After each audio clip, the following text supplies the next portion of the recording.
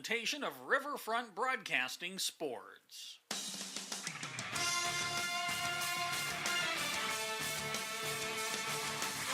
It's time for Pierre Governor Basketball on KCCR and on YouTube at KCCR Sports. Pierre Governor Basketball is brought to you in part by Rising Hope Counseling, Bank West, Fisher Rounds, Billion Auto, AGE, Capital City Ford, Lincoln and Toyota, and Envirotech. Back out for Barry. How about another one for Barry? You betcha! You betcha! 3 threes in the corner for Ryan Barry. She's got 23 tonight. And by American Family Insurance, Brittany Scheffelbein Agency, River Bottom Sanitation, CHS River Plains, Wheelhouse Auto Body, Edward Jones Financial, and Allied Plumbing and Heating. And that pass is stolen away. Here is Keatles wide open. Whitfield slam for Lincoln Keatles.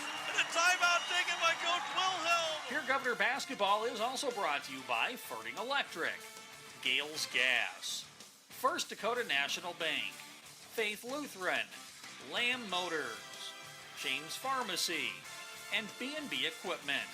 Tipped out. Terwilliger gets the rebound. They will foul her one more time. With 9.2 to go. And just listen to him. And what an atmosphere it was tonight here at Riggs High School. And by Oahe Federal Credit Union, Anderson Rumsa Dental, Todd's Electric, Graham Tire, Avera, and the South Dakota Office of the Attorney General Division of Consumer Protection. And now with the call, KCCR award-winning sports director, John Winkler. And from Riggs High School, we welcome you as the Pierre Governors take on the Aberdeen Central Golden Eagles. John Winkler alongside Blake Dean tonight as the Govs are looking to get back in the win column, taking on the Aberdeen Central Golden Eagles. Both these teams lost to Brandon Valley in their last game. And Blake, as we get set for this matchup, for the Governors, you look on the common opponents, it shows on paper that the Governors should be the favorite to win this one. They're at home as well. But as we know and as we see on paper as well, AA basketball, you got to bring your A game because otherwise the other team's going to pick up a win. Yeah, you got to come ready to play every night, John, and that's probably going to be the key to the Governor's success tonight. You look at Aberdeen, a team that struggled, a team that's lost 5 of their last 6 games, and Brandon Valley was a team that last week came in here having not played for 2 weeks, and they look like the more prepared team of the two. A lot of turnovers on the Pierre side in that game, so anything can happen in AA basketball, and we're definitely looking forward to a good matchup here tonight between two teams that can use a win to get back on the right foot. Well, the Pierre Governors are 7-4, Aberdeen Central at 5-6. This is 8 versus 13 in the standings in AA. Aberdeen has lost 5 of the last 6 games, where the Governors are looking to get back on the track. They will be playing on Friday and Saturday on the road. This is a busy week for the Governors, both the boys and the girls, because both teams are going to be playing 3 games each, with the Governors at home here today and then on the road Friday and Saturday. The Governor girls will be on the road today and then back home Thursday, Friday. So this is kind of sets you up for a solid week. You kind of go game by game, but as you look at the week, you say once Sunday hits, you kind of reset, refocus for the next week. So this week is important to get the win tonight, to kind of set up the confidence going into Friday, Saturday. Yeah, it absolutely is to go into to this weekend, like you said, it's your point that building confidence, building wins really will translate to this weekend. A lot of opportunities for both teams to, like I said, kind of bounce back on the winning foot and possibly build some positive momentum as the calendar flips to February here within the next week. It is Teacher Appreciation Night here for the Pierre Governors, as each Governor player is thanking a teacher and walking out to center court with a teacher here at Riggs High School, as the Governors are getting set to take on the Aberdeen Central Golden Eagles here tonight. We'll step aside. We'll start our coaches' interviews. We'll talk with both Coach Norberg of the Aberdeen Central Golden Eagles and Brianna Kusler of the Pierre Governor boys basketball team, as we get set for boys basketball here at Riggs High School between Pierre and Aberdeen Central. Back in 3 minutes, you're listening to Pierre Governor basketball on KCCR, watching it on YouTube at KCCR Sports. We all want to be happy, but sometimes that doesn't feel possible. But if you have hope, you have everything. Rising Hope Counseling provides high-quality mental health services with locations across South Dakota. Additionally, by providing telehealth, we ensure South Dakota's rural residents have access to high-quality mental health services. Our team lives and works in your communities, and we understand the unique challenges we face. Schedule an appointment by phone or online today. Rising Hope Counseling, offering hope, healing, and change. We might not be the largest repair shop in town, but we take pride in what we do. We want to make the experience as painless as possible for you, so we will work with your insurance company on your claim from beginning to the end. Locally owned with 50 years combined in the shop, Wheelhouse Auto Body will take the stress off of you. Wheelhouse Auto Body at 720 North Garfield, or contact them at 605-494-0436, 605-494-0436, or wheelhouseautobody@gmail.com.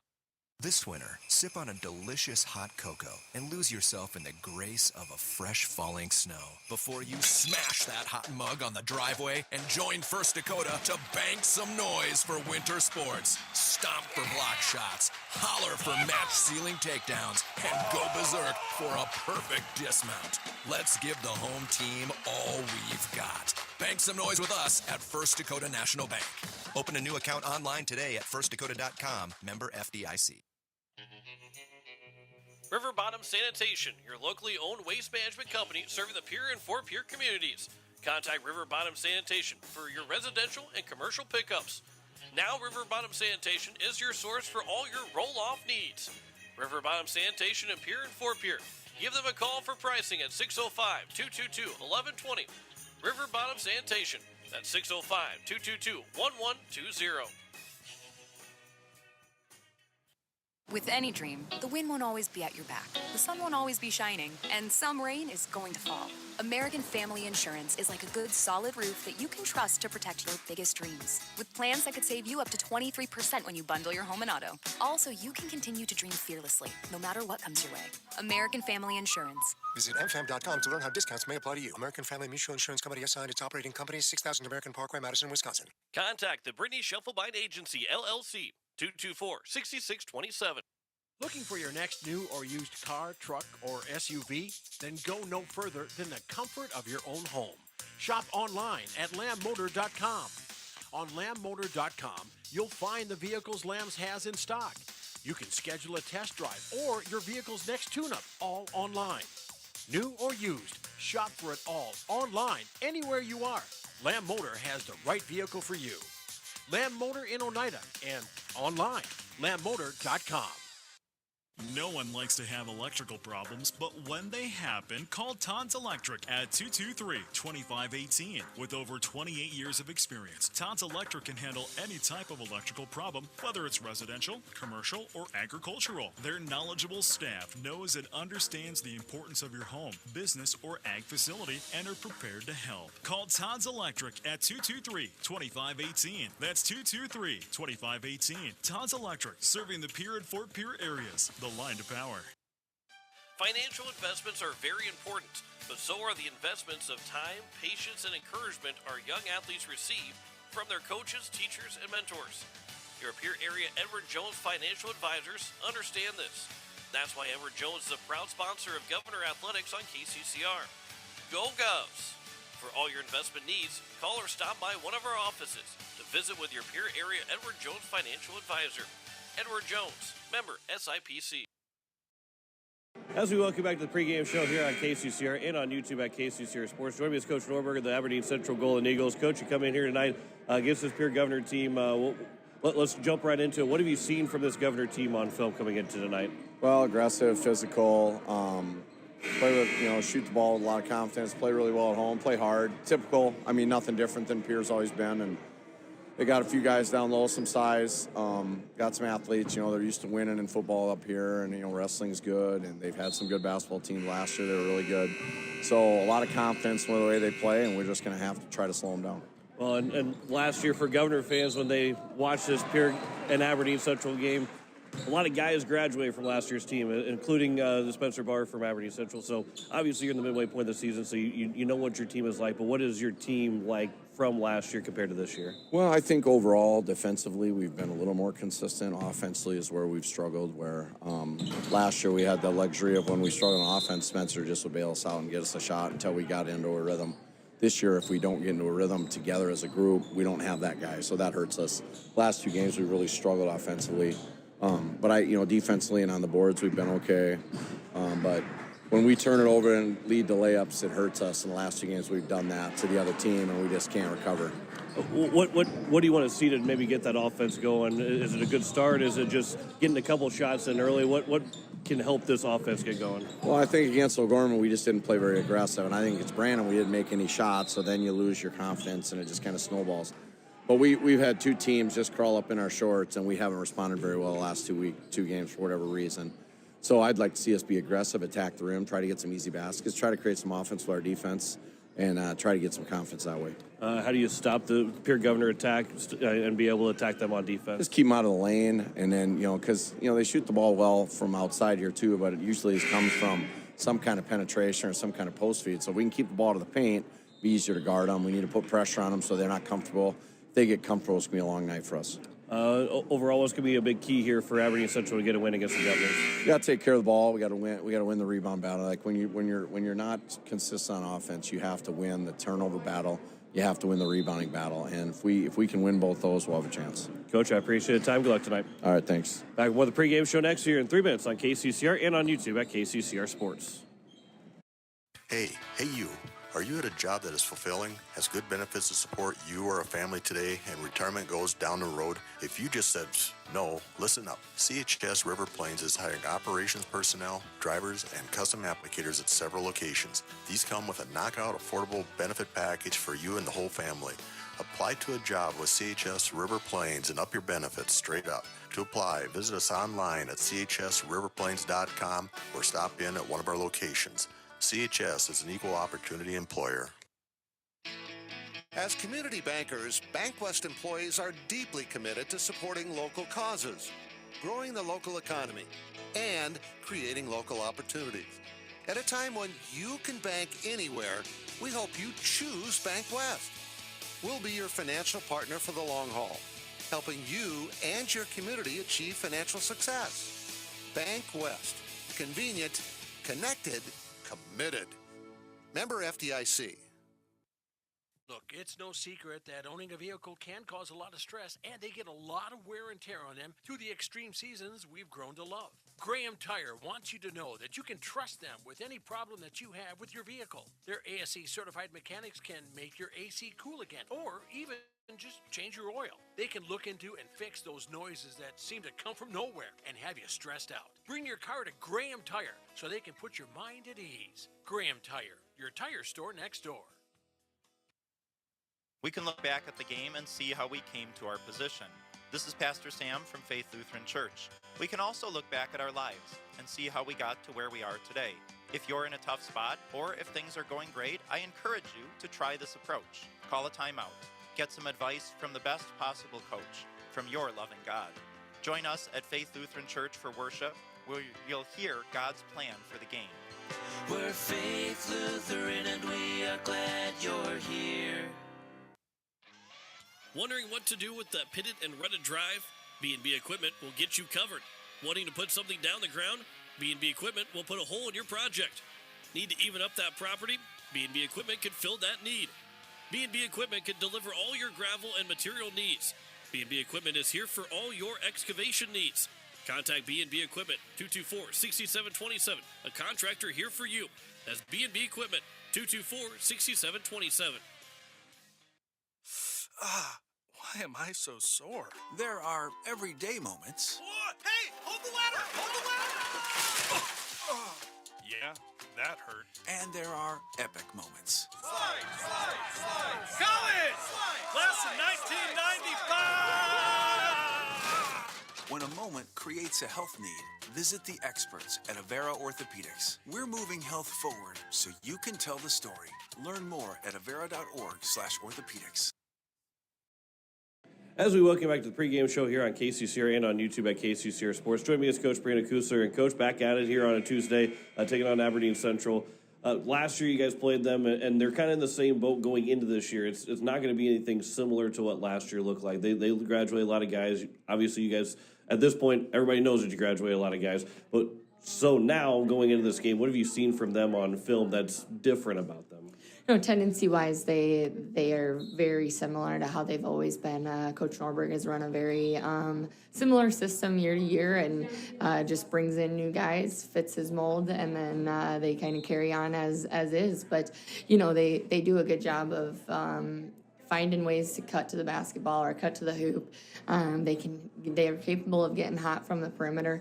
Now they don't have a kid like Spencer Barr last year. Now, knock on wood, because my goodness, we don't want to let anybody light us up for what he was able to do last year. But that was just a tremendous performance, one that you're likely not going to ever see again. But glad we could be the opponent that he did that against. But I think they have a similar group. I mean, we're at the point where nobody is a rookie anymore. We've all got to be taking this as we're vets, and we're over halfway through this season.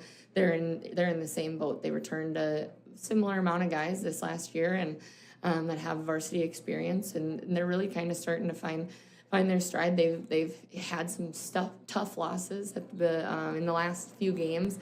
They hit a buzzer beater against Watertown, and then they've had a couple. They got beat pretty solid against Brandon Valley last weekend. But it's kind of nice to see a familiar opponent be able to scout with some tendencies that we knew Brandon was doing, and just be able to kind of go off of that. But it's at the end of the day. And one thing we talked to the guys about after our game last week was we've got to control us, and we didn't do a very good job of that. There were some just. I don't want to say mental lapses, but somewhat of just lapses where we can't have 3 to 6 minutes in a 32-minute game that we're kind of somewhat checked out. And that's kind of what we felt like. The guys have really been awesome about getting back into things, engaged the last couple of practices. Well, and to that point, too, of not just a good start, but continuing that good start, how do you do that in each quarter and being able to carry that throughout each quarter? Yeah, I mean, we do talk about that good start, and I think what you're saying right now is absolutely a mindset that we've got to adapt to or to develop, and just having that, regardless of the score on the scoreboard, it's 0-0 every single quarter. We got to go out and attack it how we do at the beginning of the game or the beginning of the second half, because when we come out guns a-blazing and we're the ones throwing the punches early, we play really well, and when we're the aggressors, like we say, both offensively and defensively, it forces teams to have to adapt to us rather than us having to do that. And of course, there's elements of having to adapt to everybody within the game, but I think it's a lot easier when you have the wheel and you're kind of attacking it early on, and rather than being in the passenger seat. You mentioned to controlling what you guys can control, but for Aberdeen Central, they've struggled over the last couple of games of getting wins. When you look at that on film, what is something that you guys can do to continue that trend for Aberdeen Central, but something to exploit that other teams maybe have? They're capable of getting hot from the perimeter, like I said, and that is something that if we can shut down early, I like our chances of being able to compete with these guys. They go as their threes are going. They've got good inside presence. Don't get me wrong, but when they're hot, they can go on runs, and in a game of runs, we want to make sure that we're the ones that are not giving up too many. And looking back at the Brandon game, the 13-2 run that Brandon went on, we just weren't able to overcome at the end of the day. And we made some improvements throughout and cut the score, but we could never overcome that. We want to be the ones that are doing that, and then keep the pedal down and make sure that we're the ones taking care of business, stopping them. Their perimeter shooting, again, they go as that goes. We've got to contain people, but that good start each and every quarter, but especially at the beginning of the game to really limit their rhythm looks, and then just crashing hard. We know that we've got the ability to crash the offensive glass, clearing the boards, of course, defensively, but giving ourselves some second chance opportunities on the offensive glass too will be really important. And what's going to be the biggest key here for the Ghosts to pick up a win tonight? controlling our side of things and being, again, the aggressors defensively more than anything right from the get-go. And then not allowing their defense to dictate what we want to do offensively. We focused in on some things against zone, some things against man, and, just kind of getting back to our principles, both defensively and offensively. And when those guys go out there and just have fun, that's when they play the best. So we really got to make sure that that's the focus. Well, Coach, hey, I appreciate your time as always, and good luck tonight. We'll talk to you in the postgame. Thank you. As Brianna Kusler, the Pierre Governor boys basketball team, will return with more of the pregame show after this here on KCCR and on YouTube at KCCR Sports. KCCR Pierre, AM 1240 and 98.9 FM, a Riverfront broadcasting station. Refined design, remarkable capabilities. The Ford Edge at Capital City Ford delivers everyone and everything in style and comfort. Bold and aggressive on the outside, lavish with lots of tech on the inside. This SUV does a whole lot more than haul groceries. Travel with confidence when purchasing your all-new Ford Edge from Capital City Ford. And for a limited time, qualified buyers can purchase at 0.9% APR for 60 months. Check out their full vehicle lineup at CapitalCityFord.com. Capital City Ford in Pierre. At Shane's Pharmacy, your health care is important, and Shane wants to be the pharmacist to take care of you. Shane's Pharmacy will make sure your prescriptions are filled in a timely manner, they will answer your questions, and they will even deliver to your home or office. Call 223-9200. Shane's Pharmacy, the pharmacy you know and trust. The number again is 223-9200. Shane's Pharmacy in Fort Pierre, proud to support high school athletics.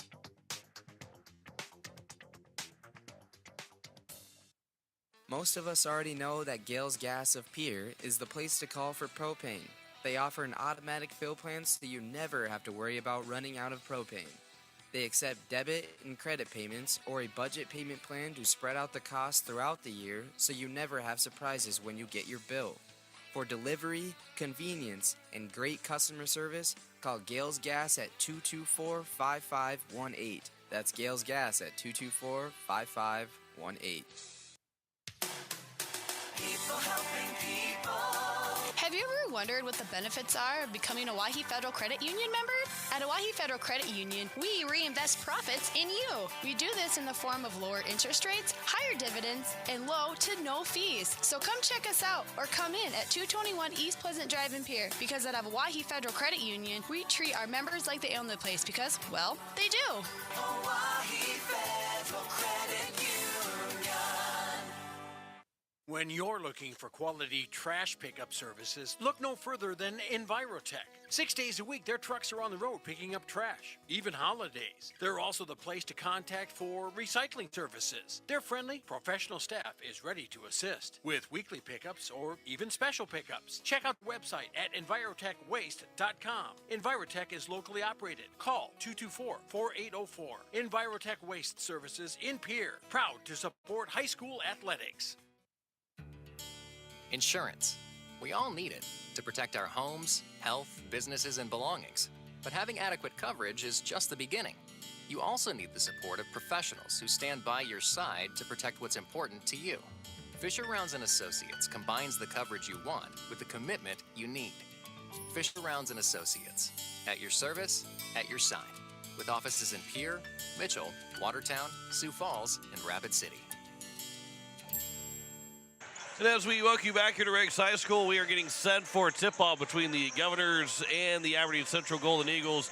John Wickler alongside Blake Dean on this Tuesday night. And Blake, as we get set for this game, your thoughts on the Governors, what they need to do to pick up a win? Well, I think the biggest thing is don't turn the ball over, right? I mean, we saw too many turnovers against Brandon Valley on Thursday last week, and that was really what cost the Govs the game was, giving the ball away too many times. So that's probably number one. And then the two biggest things that I would say are probably going to be the big keys tonight are winning the rebounding battle. I don't know that anybody can handle Jet Zabel inside on the Aberdeen starting line, but rebounding is going to be a big key.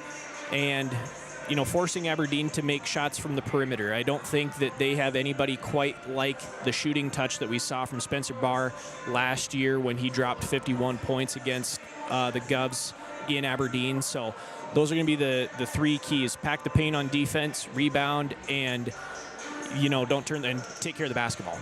Pierre Governors, Aberdeen Central Golden Eagles coming up from Riggs High School. Tip-off is next. You're listening to Pierre Governor Basketball on KCCR. You're watching it on YouTube at KCCR Sports. Back in 3 minutes. Verdict Electric has a long history of doing electrical work the right way. Economical service, professional work, and customer satisfaction is why they can say that.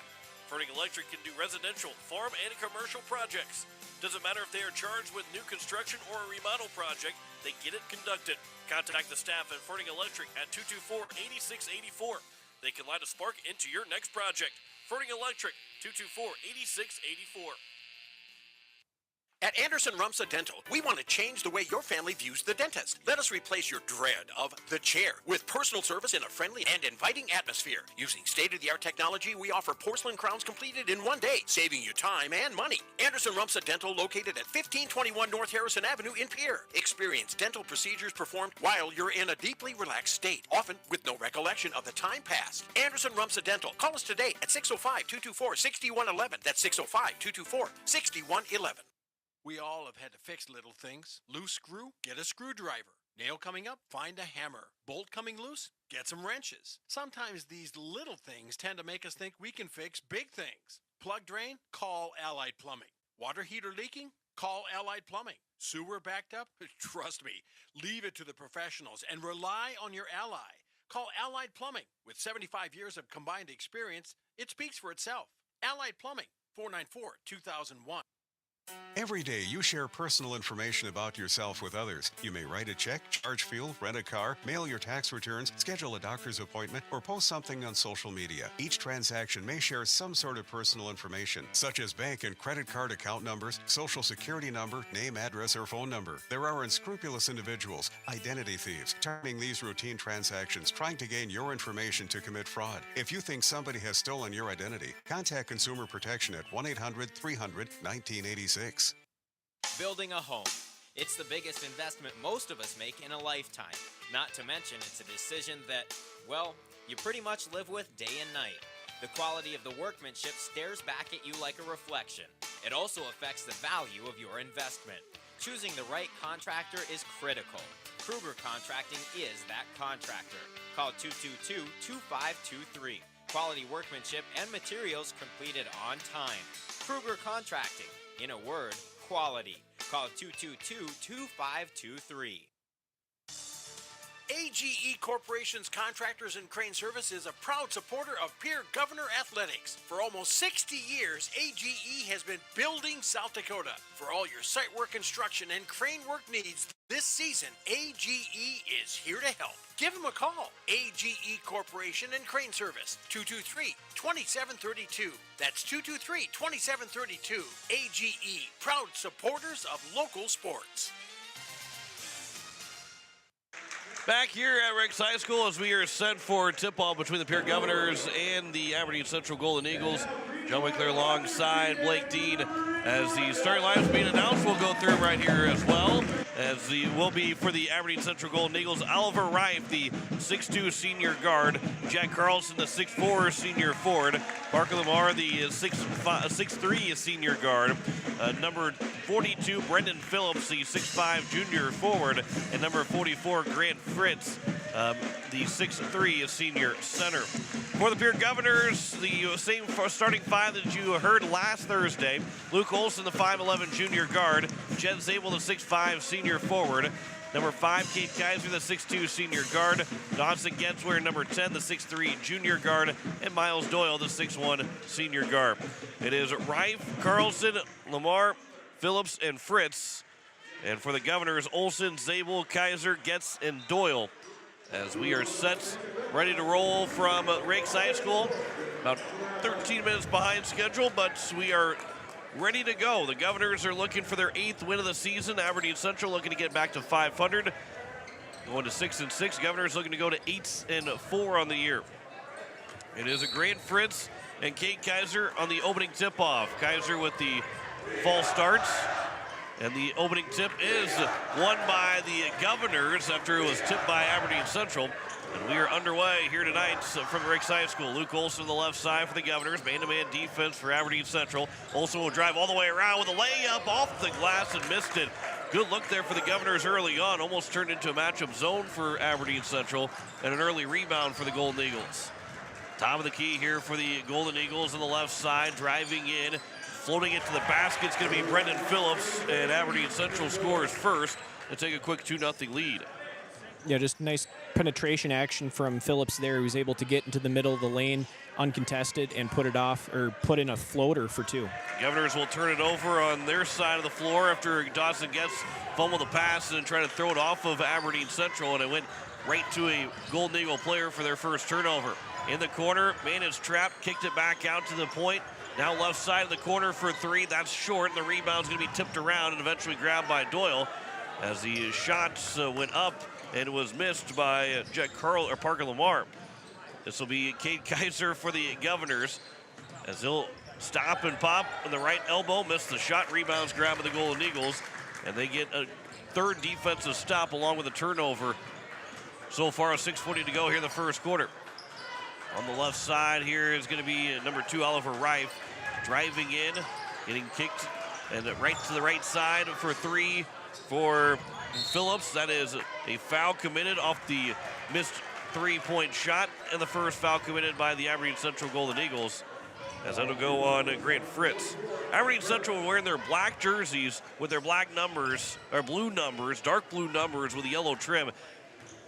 Blake, maybe it's just me being blind, which is very true, very possible. It's hard for me to see their numbers on the jerseys right now. Yeah, not a lot of pop to the yellow outline. Zabel will catch underneath, and he missed the shots as he got through 2 different defenders. 2-0 still, with 6:05 to go here in the first quarter.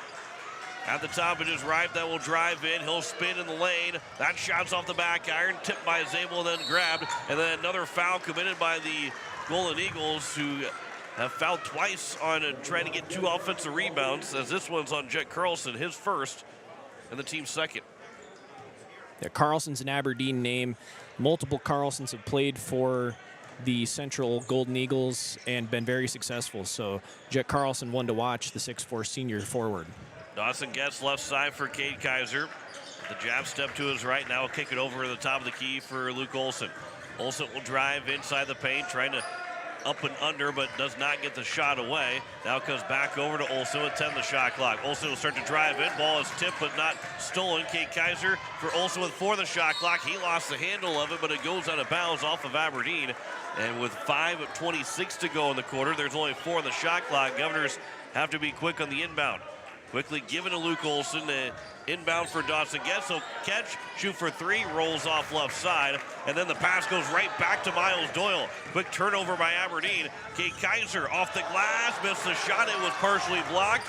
Aberdeen Central turned it over. The Governors still can't capitalize. 5:15 to go. Dumping off underneath. There's a shot, a foul. Shot is good. As it is Grant Fritz that will go to the free throw line. Chance for a 3-point play and a 4-0 lead for Aberdeen Central with 5:07 to go in the first quarter. And Coach Norberg talked about it. They've been very consistently defensively throughout this season. That has been the case over the first 3 minutes. They've made life really tough for the Governors offensively. Yeah, they have, and they've done a good job on the defensive end. And on the flip side, they haven't been super stellar on the offensive side of the ball quite yet, as Fritz knocks down the free throw to make it 5-0.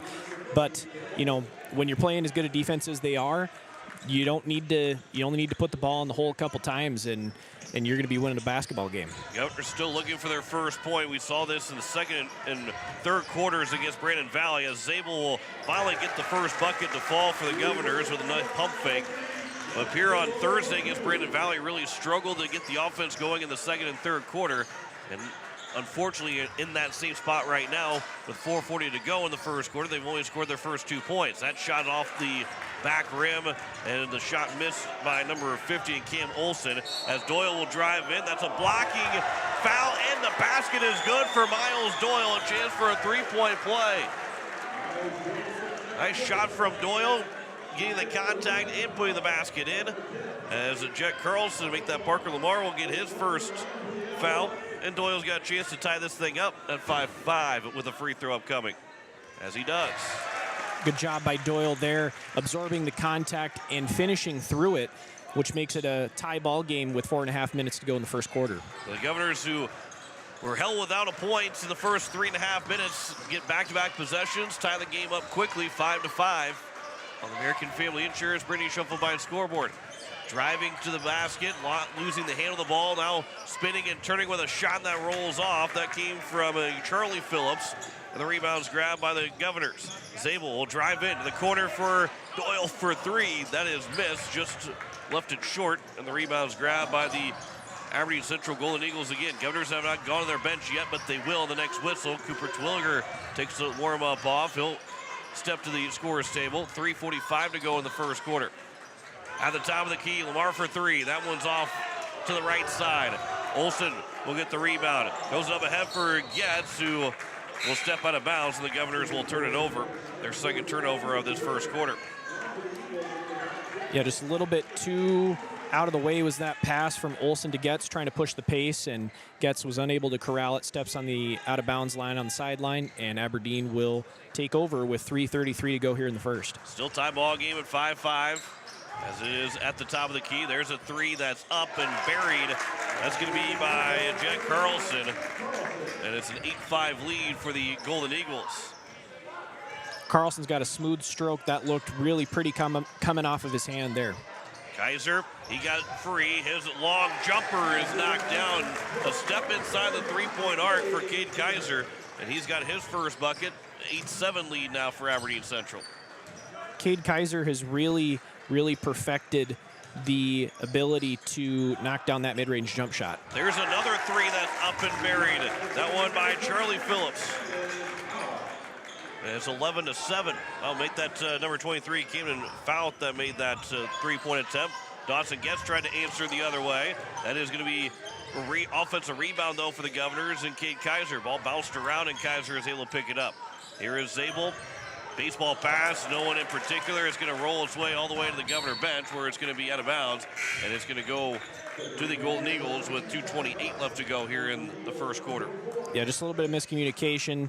Jet was, I think, looking for Doyle on that play, and Doyle was cutting to the basket. Jet threw it to where he was, not where he was going, and ball ends up in the backcourt. Eagles get the ball with a 4-point lead with 2.5 to go. Ty and Buss and Cooper Twilliger have both checked in here for the Governors. Driving, baseline, kicking it. Long, high shot is up and missed. Luke Olsen's able to sky for the rebound or the top of one of the Golden Eagles. Did not create the contact to get called for the push in the back, as it is Zabel now left side for Ty and Buss. As he'll drive in the baseline, kick it back over for Zabel on the wing. He'll drive in, spin to his left. That shot goes off the backboard. And I would say it's got to be off of Aberdeen Central. Yeah, that's what they're going with. Yeah, I was just saying, because if Jet Zabel did not get, that ball was not touched, probably a foul on Aberdeen Central. Oh, 100%. Because there's no way Jet Zabel is going to throw it that far off the backboard, off the side of the backboard like that is. Olsen will inbound with 18 to go. This will be inbounded for Zabel. His shot, that is blocked for sure. Zabel, though, gets the ball back. Baseline jumper, too strong. Rebounds tipped around. It's eventually going to come in the hands of the Governors and Cooper Twilliger, but he could not get the pass across and over, and it's going to be now taken by the Golden Eagles. An open three on the left side is missed. The rebound's going to be grabbed by Zabel. What a wild sequence that was on the offensive board for the Governors. Olsen will drive left side, fakes the pass, kicks it out for Zabel. Skip pass for Buss. A stutter step, and now he'll work it back out to the wing to the top of the key. And now Zabel will try and drive left side. Zabel, smart drive. With contact, was able to get the shot to fall. 11-9. Governors are back within 2. Jet Carlson's a big kid, but doesn't necessarily have the girth down low to hang with Jet, as it was a turnover there on a travel by Aberdeen Central, giving the ball back to the Governors. 11-9. They are down with 1:08 to go here in this first quarter. But a good take by Jet Zabel on that last drive to the basket, as he recognized the smaller defender on him, took it to the basket without hesitation, and put in a layup. So Kaiser will inbound for Olsen. Governors can tie or take the lead on this possession here. Miles Doyle for Kaiser, back out top. Under a minute to go. The pass is tipped and going to be intercepted. All the way down and looking for the dunk, and a foul is called against Kate Kaiser as it was number 42 and Brendan Phillips that tried to get that dunk, but was fouled. And it will be Kaiser that will step to the free throw line, or make that Kaiser with the foul, and Phillips that will step to the free throw line for 2. 54 seconds to go as they'll miss the first free throw. Yeah, just a good recognition there by Brendan Phillips. You know, Kaiser, I don't want to necessarily say telegraph that pass to Olsen on the top of the key, but Phillips read that like a book, stole it, and was trying to go in for the jam as he misses the second free throw there, as the ball actually is tipped off of Kaiser as he was attempting to rebound it. He and Carlson were kind of fighting for it. So the Eagles will retain possession on the missed free throw by Phillips. But Phillips tried to dunk it. Kaiser smartly fouled him, sent him to the line for 2. Phillips doesn't make both, but the Eagles still retain it. And then Phillips will lay it up to the basket and miss the shot. He left that one short. The rebound's grabbed by the Governors. Again, they can tie or take the lead. They can go 2 for 1 if they go quickly. Olsen will hand for Kaiser, now with 38 to go in the quarter. Kaiser will drive all the way into the lane, and he is fouled. Now the Governors can pretty much hold for the final shot. There'll be a second difference between shot clock and game clock, as that is the 4th foul committed by the Golden Eagles in this quarter, and the 2nd by Parker Lamar. As Cooper Eisenbeis will check in for the Golden Eagles. 36 seconds left to go. 1 second difference between shot clock and game clock. Tie and bus to the left side for Luke Olsen. As he looks inside for Twilger, he'll work it back out top, and then he'll back it out to midcourt. And they can pretty much, again, can hold for that final shot of this first quarter to either tie or get their first lead of the basketball game. Down to 13 seconds to go here in the quarter. It'll be for Terwilliger, back out for Olsen with 7 to go. Olsen pulls up for 3. That one's offline. Rebound's going to be tipped and grabbed by the Golden Eagles. Pass go up ahead, and it'll be a buzzer-beating shot that is too strong and missed by the Golden Eagles at the end of the first quarter. And it'll be 11-9 lead for the Governors, or make that for Aberdeen Central, as Cooper Eisenbeis put that last attempt up. 11-9 on the American Family Insurance Brittany Schuffelbein scoreboard. Back in a minute. Listen to Pierre Governor Basketball on KCCR. Watching it on YouTube at KCCR Sports. At AgTegra, we're leveraging the power of the cooperative to benefit our farmers and ranchers, their families, and local communities. We're creating jobs for your neighbors and putting money back into our communities. We're lending a hand in our rural fire departments, food banks, and 4-H and FFA programs. That's what local is all about. When you do business at AgTegra, you help us make a difference in your community. AgTegra, strong, stable, dependable, and local. When you're in the need for high-quality replacement auto parts, look no further than Zander Auto Parts and Machine Shop in Pierre. Zander's has been servicing the capital city area for over 40 years. Their professional parts techs can get you the parts you need and get you back on the road. Stop by Zander Auto Parts and Machine Shop at 500 West Sioux Avenue in Pierre or call 224-9221. Zander's, your locally owned independent auto parts store, 500 West Sioux in Pierre. Go Govs! As we welcome you back here, start the second quarter. Pierre Governors are down 11-9 the American Family Insurance Brittany Schuffelbein scoreboard. As the Golden Eagles will inbound to start this second quarter to get the first possession. They have led the entire way other than a 5-5 tie. As Oliver Wright will start with it for the Golden Eagles as it's going into the corner. And a long 3 is going to be knocked down by the Golden Eagles as Jack Carlson will get the first bucket of the second quarter to make it 14-9. That is his second 3 and the third overall 3 by the Golden Eagles in the first half. Dawson gets for Kate Kaiser just inside the three-point line. Missed the shot, but Jet Zabel will fight for the offensive rebound and grab it for the Governors. Olsen underneath for Kaiser. Head fake. Now he'll try and create the contact. That shot rolled in and out, but Olsen is there for the putback. And we'll get a timeout taken immediately after the shot was made by the Pierre Governors. 7:21 left to go here in the first half. Olsen's got his first points, and actually it's Aberdeen Central that took the first time out of this ball game. Yeah, I don't think Coach Norberg was too happy that after that shot went up, they didn't find a body, and Luke Olsen, who stands at 5'10", 5'11", comes flying in for the offensive rebound, puts it off the glass and in. So probably a timeout to tell his guys, hey, doesn't matter who it is, we need to find a body and put our body on theirs to secure the offensive rebound, regardless of who it is. So first timeout taken by Aberdeen Central here in this basketball game. As the inbound coming out of the timeout for the Golden Eagles, and the Governors will open with a press. Come out of the timeout. Rife here with it on the near side. Across midcourt. Fritz underneath as it goes to the corner. Another three is up, and it's going to find its way through. That one looked like it had no chance of going in and just died on the rim. As it was Jet Carlson make that Camden Fouth. Yeah, Camden Fouth to make his second three. I appreciate the help, Blake. I got you. As it'll be a pass for Jet Zabel. Out for Dawson Getz. That three is up. That's knocked down by Dawson Getz. Immediately cuts the lead back in half. It was a 6-point advantage right back to three. 17-14. Golden Eagles lead with 6:40 to go in the first half. Underneath. That shot is off the glass and in for Grant Fritz, his second field goal. And a 19-14 advantage now for the Golden Eagles. Luke Olson gets a screen from Cade Kaiser. Right side for Getz, now in the corner for Miles Doyle. Governors are back with their 5 starters on the floor. Doyle will hand off for Zabel. He's in the corner, trying to avoid being trapped in the corner. He's able to find Doyle. Now throws it for Kaiser as he'll get the head fake. His shot is missed, but another offensive rebound by the Governors. Luke Olson stands at 5'11", but he plays like he's 6'5" every game. Here's Miles Doyle. That shot is going to be missed, and the rebound's grabbed by the Golden Eagles. Pass is tipped, goes off the referee, and it will be out of bounds, eventually out of bounds, and stays with the Golden Eagles. As we'll get a sub. Cam Olson will check in for Aberdeen Central. Sawyer Sonnenschein in for the Governors. Yeah, just a tough sequence there for the Govs. Had multiple opportunities, unable to take the lid off the basket there, and the ball ends up in the hands of Aberdeen, up 5 with 5:49 to go. Phillips will drive, kick it in the corner. As they work it back out, Rife will throw it back to the left corner. Turning back, and the pass back to Rife will go in the backcourt, and there's going to be a turnover by Aberdeen Central. It'll be a backcourt violation right before it went out of bounds. The third turnover by Aberdeen Central here in the ball game.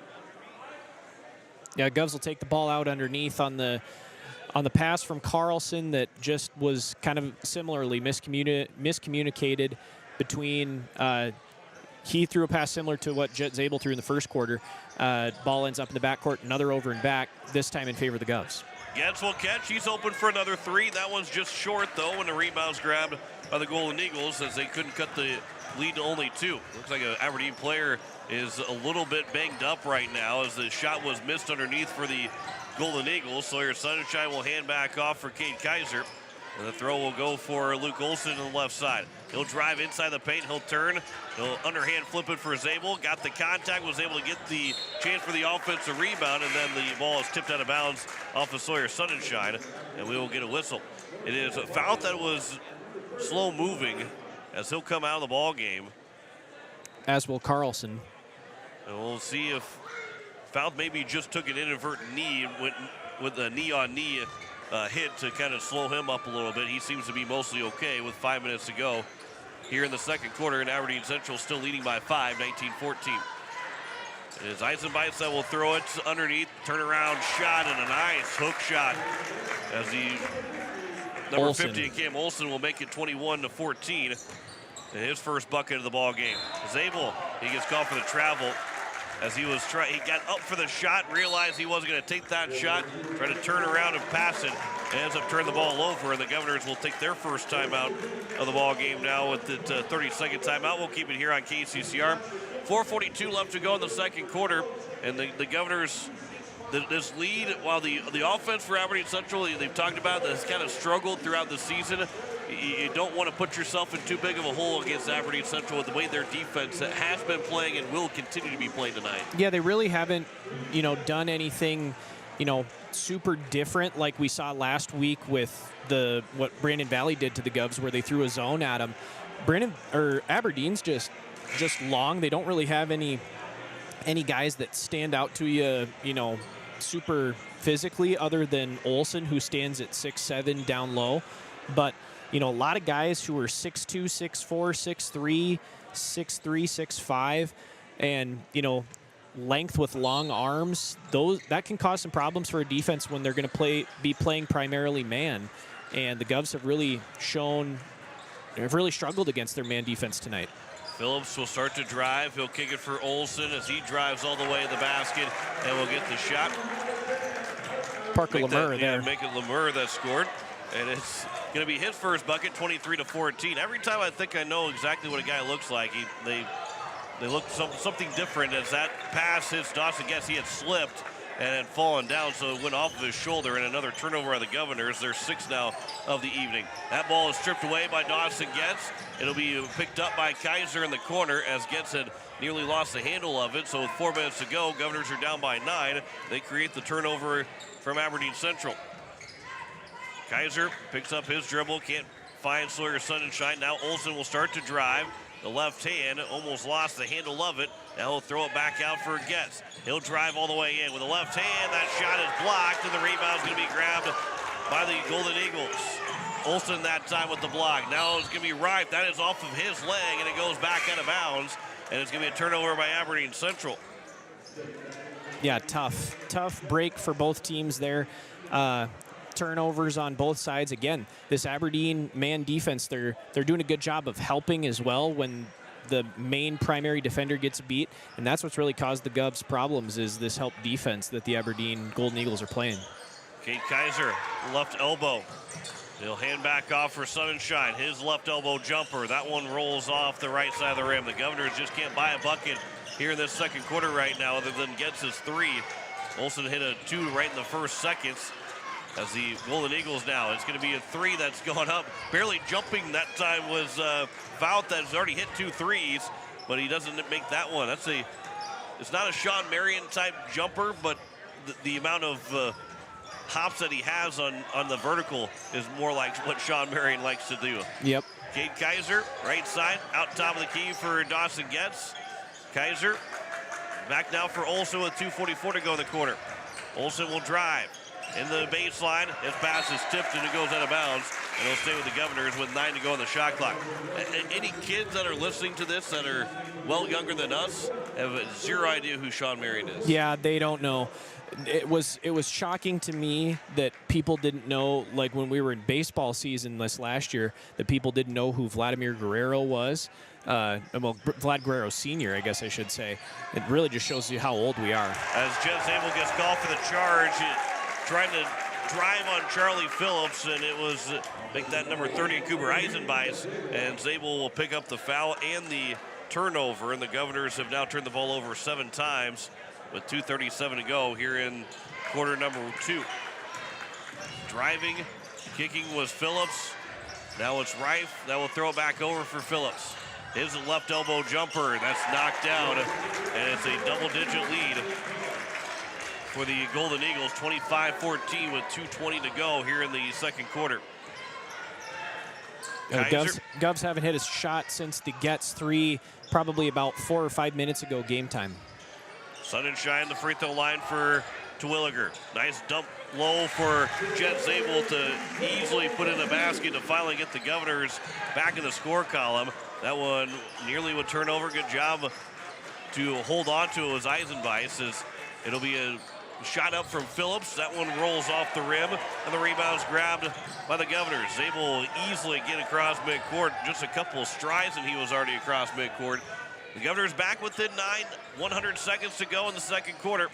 Kaiser, top of the key. Zabel lobs it low for Terwilliger. Off the glass, missed the shot, and then it's off the hands of Terwilliger, who didn't realize that Sunshine was trying to grab the rebound as well, and friendly fire puts the ball out of bounds. Yeah, just on an unfortunate break there by the Govs. Terwilliger just a little bit hesitant. Got to go up strong with that and maybe absorb some contact and get yourself to the free throw line.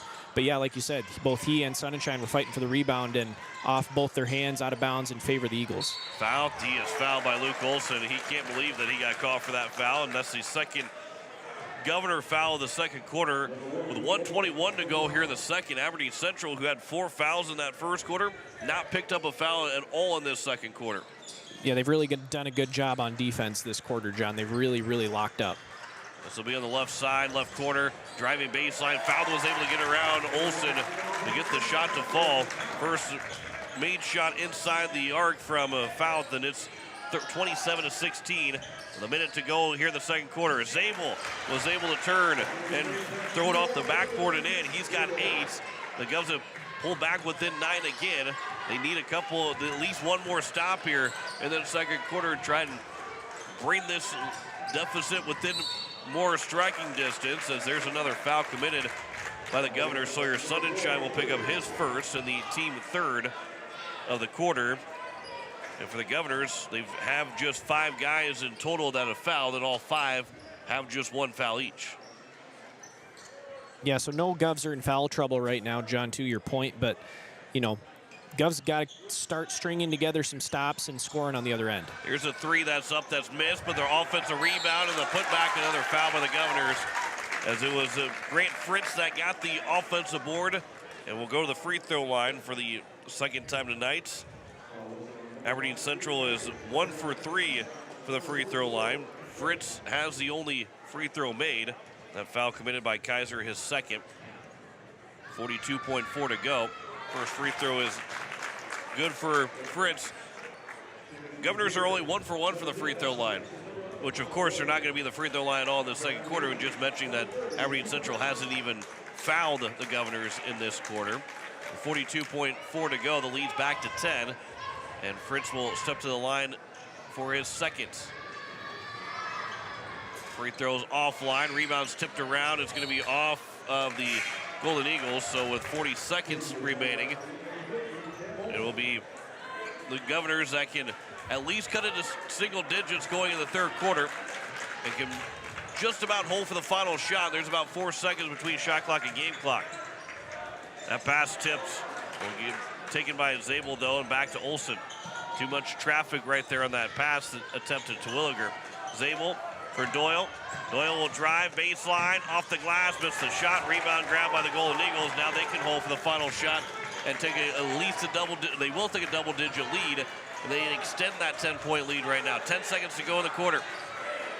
It is Reif that will hand back off with 5 seconds. Down to 4, driving to the basket, lost the handle of it. And a travel is called against the Golden Eagles with 2.6 to go.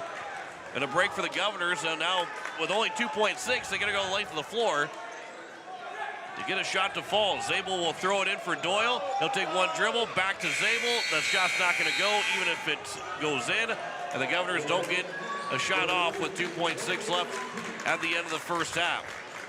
28-18. Governors lead it by, make that trail it by 10 at the end of the first half, as they have struggled to score in that second quarter. Although they scored 9 in the first and 9 in the second, they're down by 10 at the end of the first half. Back in 3 minutes with halftime stats. You're listening to Pierre Governor Basketball on KCCR, watching it on YouTube at KCCR Sports. Dr. Nick and Chelsea Redeman at Floss Dentistry in Pierre is family owned and operated. They have modern practice with skill and caring staff. They have same-day availability. Floss Dentistry is located at 603 East Sioux Avenue in Pierre, with hours Monday through Thursday from 8 to 5. Give them a call at 605-224-2161 and don't put off that scheduled cleaning any longer. Floss Dentistry, 603 East Sioux Avenue in Pierre, or give Dr. Nick and Chelsea Redeman a call at 605-224-2161. We all want to be happy, but sometimes that doesn't feel possible. But if you have hope, you have everything. Rising Hope Counseling provides high-quality mental health services with locations across South Dakota. Additionally, by providing telehealth, we ensure South Dakota's rural residents have access to high-quality mental health services. Our team lives and works in your communities, and we understand the unique challenges we face. Schedule an appointment by phone or online today. Rising Hope Counseling, offering hope, healing, and change. We might not be the largest repair shop in town, but we take pride in what we do. We want to make the experience as painless as possible for you, so we will work with your insurance company on your claim from beginning to the end. Locally owned with 50 years combined in the shop, Wheelhouse Auto Body will take the stress off of you. Wheelhouse Auto Body at 720 North Garfield, or contact them at 605-494-0436, 605-494-0436, or wheelhouseautobody@gmail.com. This winter, sip on a delicious hot cocoa and lose yourself in the grace of a fresh falling snow before you smash that hot mug on the driveway and join First Dakota to bank some noise for winter sports. Stomp for block shots, holler for match-sealing takedowns, and go berserk for a perfect dismount. Let's give the home team all we've got. Bank some noise with us at First Dakota National Bank. Open a new account online today at firstdakota.com. Member FDIC. River Bottom Sanitation, your locally owned waste management company serving the Pierre and Fort Pierre communities. Contact River Bottom Sanitation for your residential and commercial pickups. Now River Bottom Sanitation is your source for all your roll-off needs. River Bottom Sanitation in Pierre and Fort Pierre. Give them a call for pricing at 605-222-1120. River Bottom Sanitation. That's 605-222-1120. With any dream, the wind won't always be at your back, the sun won't always be shining, and some rain is going to fall. American Family Insurance is like a good, solid roof that you can trust to protect your biggest dreams. With plans that could save you up to 23% when you bundle your home and auto. Also, you can continue to dream fearlessly, no matter what comes your way. American Family Insurance. Visit mfam.com to learn how discounts may apply to you. American Family Mutual Insurance Company assigned its operating company, 6000 American Parkway, Madison, Wisconsin. Contact the Brittany Shufflebind Agency, LLC, 224-6627. At the end of the first half, the Pierre Governors are down 28-18 on the American Family Insurance Brittany Shufflebind scoreboard, as the Govs scored 9 points in the first and the second quarter, but were outscored 11-9 in the first and then 17-9 in the second quarter. We look at stats in total right now, 6 points for Grant Fritz and Jed Carlson to not lead the way, because Camden Found has got 8 points to lead the way for the Aberdeen Central Golden Eagles. 4 points for Brendan Phillips, and then 2 points for Parker Lemmer and Cam Wilson, as the Golden Eagles went 2 for 5 from the free throw line in that first half. The Governors had 5 different scorers. Jet Zabel with the game high, team high 8 points right now. 3 points for Dawson Getz and Miles Doyle, and 2 for Kate Kaiser and Luke Olson, as the Govs go just 1 for 1 from the free throw line through the first half. John Wickler alongside Blake Dean, and Blake, through that first half, the Governors' offensive woes, a little bit that I know the Governors are saying it's that they need to fix it, but you got to give credit to Aberdeen Central playing very good defense, especially defense without fouling in that second quarter. Yeah, that was fantastic defensive effort by the Golden Eagles in that second half, John. And you're right, the Govs have really struggled to score offensively here tonight, both 9 points in the first quarter. That second quarter was a fantastic defensive effort, really throughout the first half by Aberdeen. So the Govs have kind of dug themselves a little bit of a hole here in the first half, but we'll see if they can dig themselves out of it. They're going to have to maybe run a press to try to dissuade Aberdeen or prevent them from getting into their set half-court defense, trying to speed up the game a little bit, create some fast break opportunities, because right now the Aberdeen man and help defense is really, really causing the Governors fits. The Governors ended with 7 turnovers in that first half. The Golden Eagles with 6, so not a whole big discrepancy there. Free throw wise, they've made 1 more free throw or 2 more free throws, 1 more free throw than the Governors. They're 2 for 5. The Governors are 1 for 1. So it really is coming down to what the Governors can do against this Aberdeen Central Golden Eagles defense, because the Govs, they don't have to get all 10 points back in the third quarter, but they've got to make sure that they cut to this deficit, because Aberdeen Central's defense is just too good to be trailing that long. Yeah, and I think the biggest thing to try to create those opportunities is going to be to speed up the game, whether that's through a full court press off of a make, whether that's just getting some steals and transition baskets. You got to prevent Aberdeen from getting into their set defense, because right now the Govs have been unable to really penetrate it or find any success trying to drive the lane, and Aberdeen's done a better job, and they're winning that aspect of the keys to the game that I talked about at the top of the broadcast when we talked about packing the paint.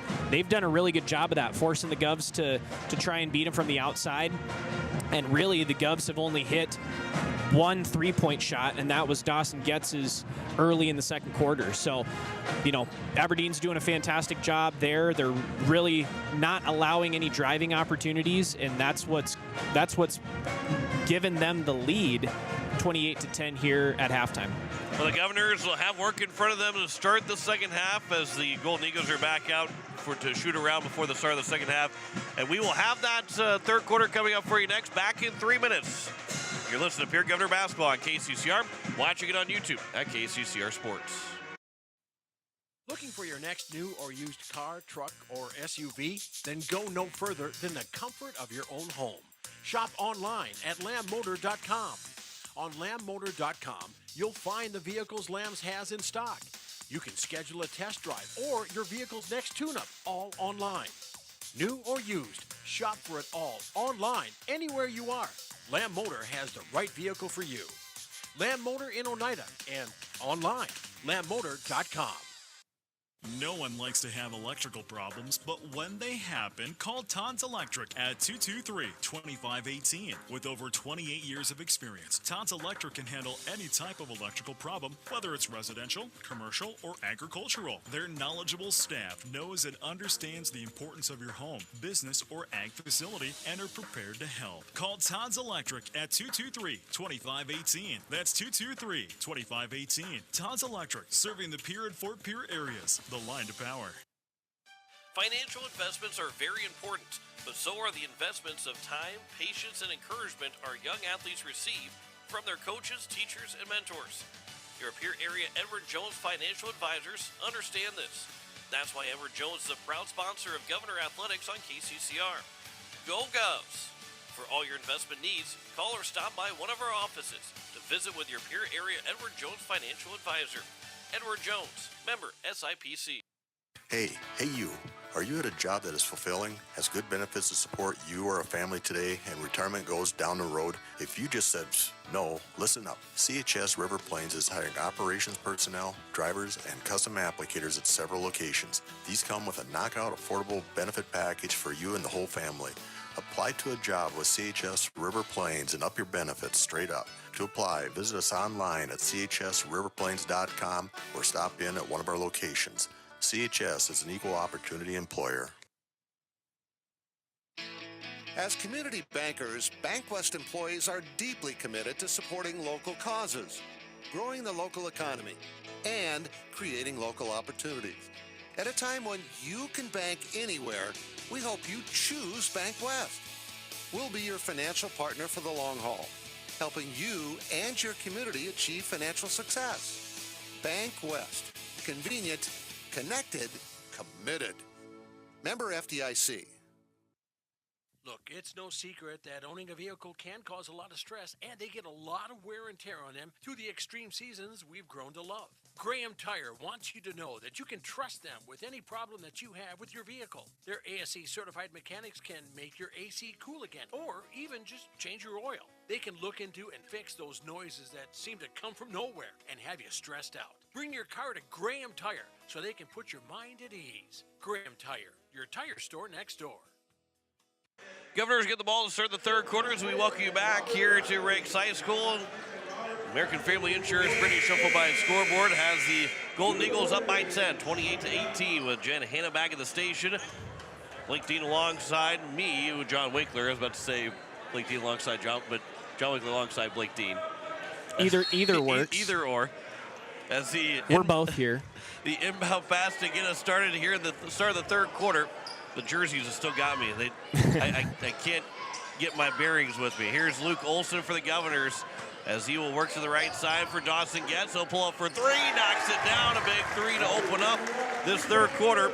His second three and 6 points now for Dawson Getz. Well, that's another way to get back in the ball game too, is to get Dawson Getz hot, because once he starts to heat up, there's really no stopping him. High off the glass, Lever missed the shot. Rebound will eventually be taken by Cade Kaiser. Governors get that defensive stop. And now it's a 7-point deficit as Kaiser will drive, draw the foul to go to the free throw line to shoot two with 7:21 to go here in the third quarter. And the second foul committed by Grant Fritz. And only the second time the Governors are going to the free throw line, and which will be their second and third free throws, as Zabel will miss the first free throw. And Zabel comes into this game with a free throw percentage of 73%, one of the better free throw shooters on the team for the Govs. As of course, as I say that, he goes 0 for 2. But ball ends up hitting off of Jack Carlson as both he and Dawson Getz fight for the rebound, and the ball stays with the Govs with 7:19 to go in the third. So Blake Dean gets a pass on that one as the inbound pass will go for Cade Kaiser as he'll drive left side. make that Zabel who drove. That shot is missed, and Kaiser gets the offensive board. Goes it back for Zabel. He'll get with the left hand off the glass, but miss the shot. Rebounds, bounced around again. Dawson Getz has it this time. It is Kaiser that will throw it back out for Doyle. Swinging to the right side for Getz. He'll pull up for three. How about three this time? Bounces in for Dawson Getz. It rolled in and out twice, and it fell through. The Governors have pulled within 4. Quick 6-0 spurt to start this third quarter, although it came with about 3 offensive rebounds in the same possession. Hey, whatever gets the job done, John, that's the Govs don't care how it gets done as long as it gets done in the end. Missed layup on the other end all the way to the basket, and Oliver Reif at the left-handed layup just fall off the rim. Now it's going to be Doyle. Drives, kicks it. How about a third three for Getz? Heat check, and that's going to fall just short. Doyle, though, gets another offensive rebound. And the pass is just too hard to handle for from Luke Olson to Dawson Getz over the top of his head. And a turnover by the Governors. Good recognition, though, by Olson, because Getz's defender in Carlson was kind of shaken up on the play, and he was really trailing that. So good recognition by Olson, just not quite the execution they were looking for. So now it's going to be on the left side as Lamar lost the handle of it. It's a turnover right to Zabel. He started to go 1-on-2. He'll slow up as he'll go to the corner. And it will be Dawson Getz now. The pass will be over the right side for Kaiser, trying to go underneath for Zabel. He is double-teamed, able to get his hand back underneath the ball. Olsen pump fakes, got off the glass and in. Governors with an 8-0 run. All of a sudden, they're within 2. Doyle almost got the steal on the inbound pass to the baseline. Pass is going to be over the top, out of bounds. A timeout's going to be taken by Coach Norberg as the Governors have started with a 8-0 run. 5:44 to go here in the third quarter. And all of a sudden, the Govs, who are down by 10, they're a bucket away from tying or taking the lead. And that's exactly how you were. Exactly how you were going to want to draw it up there, John. Speed up the Golden Eagles, and that was what happened on that offensive possession. They looked all out of sorts, and really the way that they have controlled this game is on the defensive end, obviously trying to pack the paint and prevent any post touches for Zabel. They'll probably look to get back to that, to doing that here on this after this timeout. But Govs were able to speed up the Golden Eagles on that defensive possession and forced a mistake. Ball will come back to the Governors, and Govs have an opportunity to tie or take the lead now with 5:44 remaining here in the third quarter. As much as we talked about what the Governors could do, Blake, you kind of, it felt like maybe you're in the locker room there listening to what they were saying, because they've done exactly that to get this game where it is right now. And how I mentioned too, you don't have to get it all back right away. Well, the Governors are a basket away from getting it all back right away with 5:44 to go. I was going to say within about a 2.5-minute stretch. That's pretty remarkable. Coach Kusler really has lit a fire under these boys here, and they've got an opportunity to, like you said, tie or take the lead on this possession. Luke Olson works to the right side, looking for a backdoor feed for Dawson Getz. Instead, we'll throw it out top for Jet Zabel with 18 to go on the shot clock. Doyle will catch. He takes one dribble in, throws it back for Olson. He'll drive left side. He picks up his dribble. Floater to the basket. We are tied at 28. Olson's got 6 and a 10-0 run for the Governors have got this game tied with 5:12 to go in the third quarter. On the baseline for the Golden Eagles. Trying to drive on Zabel, kick to the corner. That three's up and buried by Jet Carlson. His third three of the ball game. And as quickly as we had the lead for the, or excuse me, as we had the game tied for the Golden Eagles. And now we get something from the student section that ends up on the court. And thankfully that's all what it is just a quick whistle and an inbound pass from for the Governors. Yeah, it looked like maybe a water bottle or something. Like you said, luckily it didn't spill, because that would have caused a large stoppage in this game. Backdoor feed for Luke Olson, who just missed the left-handed layup. He only got the Govs back within 1. Now the Golden Eagles, who lead by 3, can take a 2-possession lead quickly. And now we get a whistle. And we'll see. It's going to be an offensive foul, maybe on a hook there. Well, I guess they're not even going to give out a foul. They're not going to assess a foul. So I'm not sure what the call is here. I don't know if he stepped out of bounds or what the deal was. Or that's surprising to me, because you usually see some kind of call or some kind of signal, and I don't know what it was that the Governors get the ball back. But a turnover by Aberdeen Central.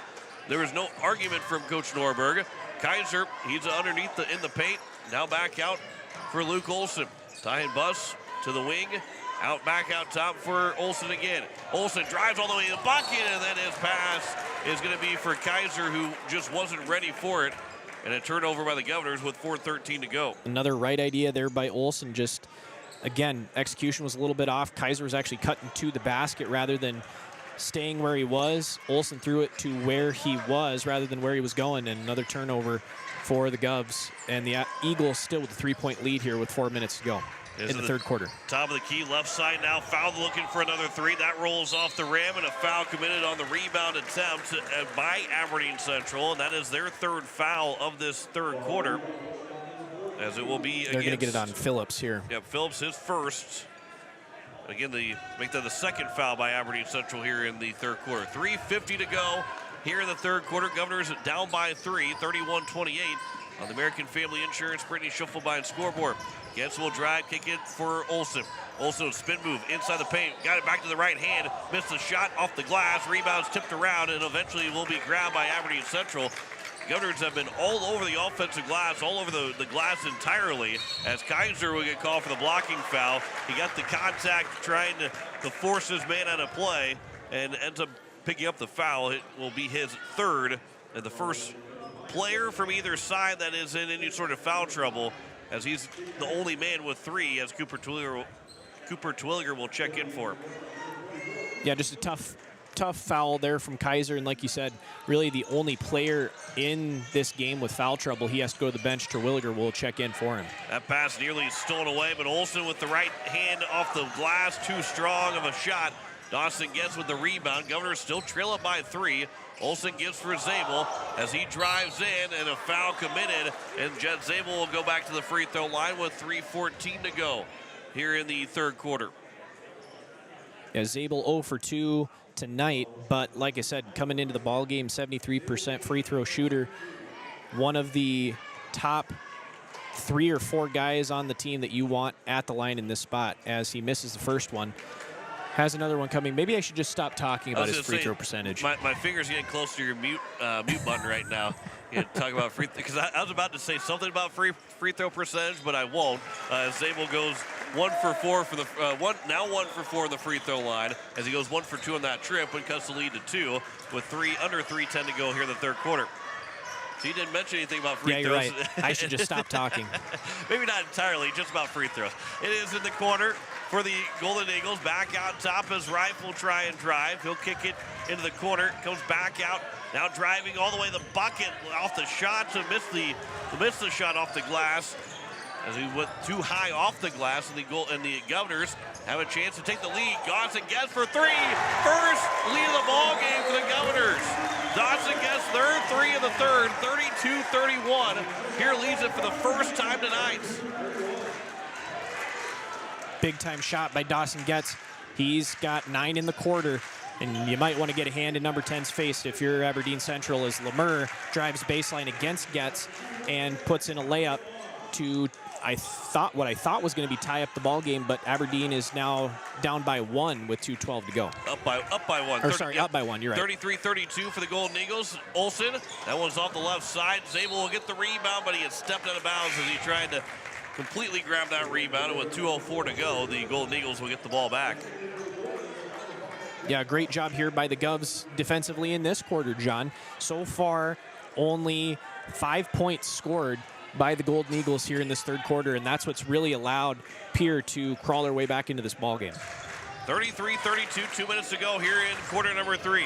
As it's out top, left side, driving to the basket. The shot is good, and a foul committed by Tyan Buss, as Jet Carlson will get the bucket. It will go to the free throw line. Chance for a 3-point play. That's Buss's first. And maybe and from this angle, it looked like he was still and was taking the contact, but he might have moved up just a little bit and drawing the foul. And Jet Carlson, chance for a 3-point play with a lead up to 3 right now, but he does miss the free throw. Zabel goes all the way up ahead for Tyan Buss, as it will come back out top for Luke Olson. Golden Eagles now 2 for 6 on the free throw line in the ball game. Buss back on the right wing with 1:40 to go in the quarter. Trying to put it low was Cooper Twilliger. That's going to be intercepted by the Golden Eagles. They will try and move the pace up. Reif back out in the corner for Carlson for three. That one's offline, and the rebound is skied for and grabbed by Zabel. Back for Olsen as he drives in. He tried to get to the basket. Ball was knocked away from him. Gets it back. Zabel in the corner for Buss. His shot is going to be blocked as that one came from the left elbow, and the shot was blocked by the Golden Eagles. Defense. Might want to get a hand in Carlson's face. Carlson pulls up for three. That one's too strong. The Governors with another offensive or a defensive board, and Jed Zabel will work it up. Maybe the Governors want to slow things down just a little bit. Down to 55 seconds to go here in the third quarter. They trail by three, 35-32. Sun and shine. His pass for Zabel. He's got a wide open lane, and he is fouled as it was Oliver Wright that will pretty much jump on top of Zabel in a way to just keep him from making that shot. Nothing flagrant about it, but it will be Zabel that will go to the free throw line where he's 1 for 4 so far in this quarter. Yeah, and that's Reif's second foul. Kind of like we talked about, really no Eagles in foul trouble here in this quarter as Zabel knocks down the first. Most I have is 2 for Reif, 2 for Lemur, and that's and 2 for Fritz. And 2 for Fritz also. Those are the Eagles that, again, really aren't even in foul trouble as Zabel knocks down both on that trip. So now the Govs looking for a defensive stop and then can take the lead at the end of this third quarter if they get that defensive stop. Reif will hand off as it will come back out for Eisenbeis, looking to go down low for Carlson. It's taken away by Olsen. I think that Olsen, who took it away from Fritz, excuse me, as Olsen now with the shot clock turned off, the Governors can take the lead with a made bucket of any kind. Down to 20 seconds to go here in the third quarter. Listen to KCCR Pierre, Riverfront Broadcasting Station. 15 seconds to go here in the third quarter.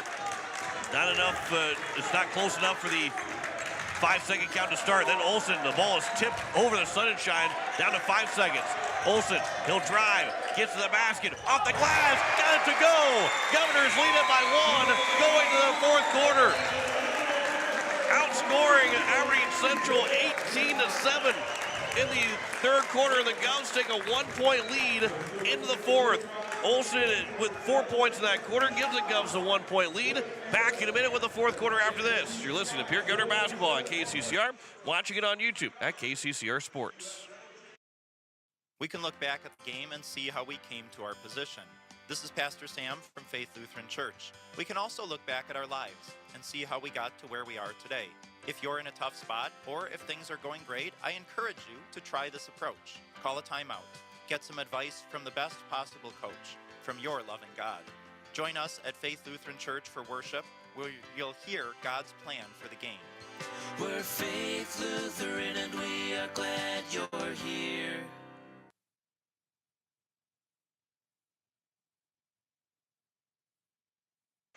As we welcome you back here, the Pierre Governors, they are leading 36-35. The American Family Insurance, Brittany Schuffelbein and scoreboard. With Jen Hanna back at the station, Blake Dean, John Wickler here on this Tuesday night. And Blake, we were teetering on a game that might find themselves, the Governors, out of it early in the third quarter to quickly coming back and now have a lead. And we're shaping up to be a fantastic fourth quarter. Yeah, absolutely. I think this is going to be something that we really is shaping up to be a great basketball game, something that's a great finish down the stretch. And like you said, 8 minutes of game time ago, we wouldn't have been saying that because Govs were really kind of, dead to rights at that point, and now all of a sudden they're up by 1 with 8 minutes left to go here in this basketball game. On the right side, a pass comes underneath for Fritz. He is a man by Zabel, and the pass will come back out. He couldn't find a way to get a shot. Then Rifle hand off for Fritz, and he traveled and will turn it over. And he's going to be really careful about how he put that basketball down the floor. Almost slammed it down too much. And the referee just says, hey, take a deep breath. He's not looking to give a technical out on something like that. Something to keep an eye on there is on that travel. Zabel came down on Fritz as the pass goes in to Getz, and from Olsen to Getz, and Getz lays it in, Govs up by 3. Zabel did land on Fritz there, turned an ankle maybe, so it's something to keep an eye on down the stretch as we go. 38-35, largest lead for the Governors. Kaiser nearly had a steal and driving to the basket, floating it in for the Golden Eagles, as it was Lamar that scores to his 6th point of the night, and it's 38-37. Governors will lead it by 1 again. First minute gone by here this 4th quarter. Zabel on the right corner. Out to the wing for Kaiser. He'll work it back between the 2 circles. He had an open look for a moment. Had the head fake, and now Olsen will catch it. He'll work it back to the free throw line. Spins inside the paint, trying to float it to the basket. Off the glass, the rebound is good for Kane Kaiser. It looked like in a different year, maybe a dunk off the glass to Kaiser for the pass from Olsen. He gets a missed shot, but should go down as an assist. There's a long jumper that's short, but the rebound's grabbed by Fritz, and the putback is good over the top of Zabel. And a timeout will be taken by Coach Norberg with 6:23 to go. And Fritz with a huge offensive board. And this is where the game has been is winning for the Governors right now. It's not necessarily been won by the Governors, but the offensive rebounds for Pierre. And that's going to be a key for them the rest of the season. With their offensive rebounding skill, position, luck, whatever you want to call it, that's what's keeping this Governor team in the lead and in this ballgame. And that's honestly what's probably going to get them an opportunity to host a Sodak 16 game, John, is their ability to offensive rebound better than most of the teams that they play. You look at the reason, really, that they won, probably their biggest win of the season was against Sioux Falls Lincoln a couple of weeks ago. And the reason they won that game was because they got every 50-50 ball, all of the offensive rebounds that gave them second, third, fourth chance opportunities and gave them an opportunity to win that basketball game. Close game in that one, which they did. Luke Olsen here for the Governors, coming in the timeout from Coach Norberg. It'll be a handoff back for Olsen from Zabel. Olsen got to the right side of the basket to lay it in underneath the basket, and Luke Olsen's got 8, 42-39. Governors are up by 3 with 6 minutes to go here in the 4th quarter. That pass is tipped and then stolen away. Kaiser will get the steal after Miles Doyle deflected the ball. Another turnover by the Golden Eagles. That's their 11th of the ball game. Kaiser got all the way to the basket. 3 different defenders collapsed on him, but somebody picked up a foul, and Kaiser's going to go to the free throw line. They're going to call it a number 50, Cam Olsen, his first, and Kaiser will step to the line for the first time tonight. The Governors leading by 3. Yeah, an opportunity here for Kaiser to put this one, a little bit of separation between these two teams as he does knock down the first. Good recognition on that previous offensive possession by Kaiser to recognize that he had an opportunity to kind of give his guy a little bit of a hesitation move and take it to the basket, draw the contact, and get to the line for 2 as he knocks down both. So a 5-point lead for the Governors. Kaiser 2 for 2 on that trip.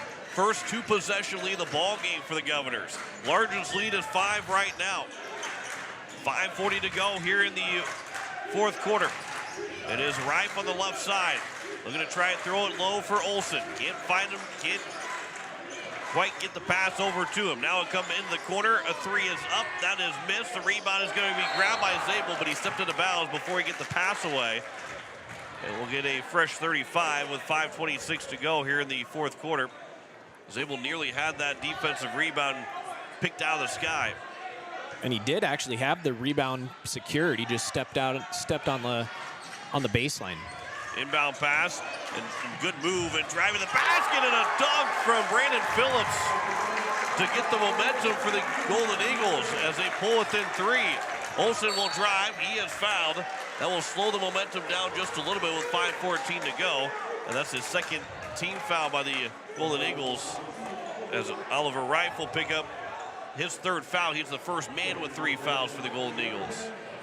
Boy, what a hammer by Phillips there, huh? Just that was off the bounce, driving from the left wing to the bucket, and he threw that thing down with the right hand with authority. Olsen will inbound, lobs it out top for Dawson Getz. Throws it for Zabel inside the paint, back out left side. Kaiser has a long, high shot that's missed. Rebound is tipped, and it's going to be a foul against the Golden Eagles on the rebound attempt. They undercut underneath Luke Olsen. and the foul committed by Aberdeen Central. It's going to go on Reif, I believe. That's his fourth now. And it'll be Eisenbeis that will check in for him. Yeah, they're getting Reif out of the game. That was a really unfortunate foul there for Reif. He didn't obviously mean to do that, just kind of got caught underneath of Luke Olson going for that offensive rebound. And like you said, fourth foul, you got to pull him out of the game here with 5 minutes to go. Zabel with the pump fake, his patented pump fake, and the Govs to score again. Zabel now with 13 in the ball game. The Govs lead it by 5, 46-41. 4:50 to go here in the fourth quarter. On the right wing here for the Golden Eagles. Back out top, roll it left side, underneath from Carlson or from Lamar over to Fritz, and that shot is missed. Make that Olsen that missed it, and the rebound's grabbed by the Governors. Here's Luke Olsen for Pierre. He'll get the separation of the defense. Drive left side. He was able to keep his left foot on the ground, and the turnaround hook shot is good for Luke Olsen, who's in double figures, and the lead is 7 for the Governors. In the corner, comes back out left wing, top of the key, and three is square away, and a three is good from Brendan Phillips, who has made the last 5 points for the Golden Eagles to cut the lead to 4. Kaiser, that's a long 2. That's a shot that is an air ball, and Doyle, who was trying to get the rebound, touched it while he was out of bounds, and it will go to the Golden Eagles with 4:04 to go. Yeah, Kaiser, I think Coach Kuzler is telling Kaiser on that one, hey, slow down. We can get a better shot than that early in the shot clock. Something Cade will learn from, because now Aberdeen, a little bit of momentum here off of the dunk and the 3 from Phillips in the last couple possessions. Is the top of the key. That 3 is up but missed. The rebound's off of a couple of bodies and taken back by Aberdeen Central. Goes back for Eisenbeis as he'll drive in. Lost the handle of it. Got the ball back, and it will be off of Aberdeen Central as Eisenbeis was about to let it go and then decided to grab it and picks up the turnover, the 12th one of the day for Aberdeen Central. Good hands there by Dawson Getz. That was a drive there by Eisenbeis. He was looking to get to the hole and just went off of Eisenbeis instead, and turnover to the Govs. Kaiser will travel and turn it back over. Another turnover by the Governors. That's their first one of the fourth quarter, as they've got now 11. And Coach Kusler will take a timeout with 3:33 left to go here in the fourth quarter. 48-44, Pierre leads it over Aberdeen Central. We will step aside for 30 seconds. You're listening to Pierre Governor Basketball on KCCR. Watching it on YouTube at KCCR Sports. Wondering what to do with that pitted and rutted drive? B&B Equipment will get you covered. Wanting to put something down the ground? B&B Equipment will put a hole in your project. Need to even up that property? B&B Equipment could fill that need. B&B Equipment can deliver all your gravel and material needs. B&B Equipment is here for all your excavation needs. Contact B&B Equipment, 224-6727. A contractor here for you. That's B&B Equipment, 224-6727. As we welcome you back here, the Pierre Governors lead at 48-44. The American Family Insurance Brittany Schuffelbein scoreboard with Jen Hanna back at the station. John McClure alongside Blake Dean as the Govs lead it by 4. And Blake here in the last 3 minutes and 33 seconds. What do the Governors need to do to make sure that they secure this win? Well, it's probably going to come down to making your free throws and really continuing to lock up on the defensive effort. I would try to make anybody but Brendan Phillips and Jet Carlson beat you if I am Coach Kuzler, because Phillips is really starting to get hot right now.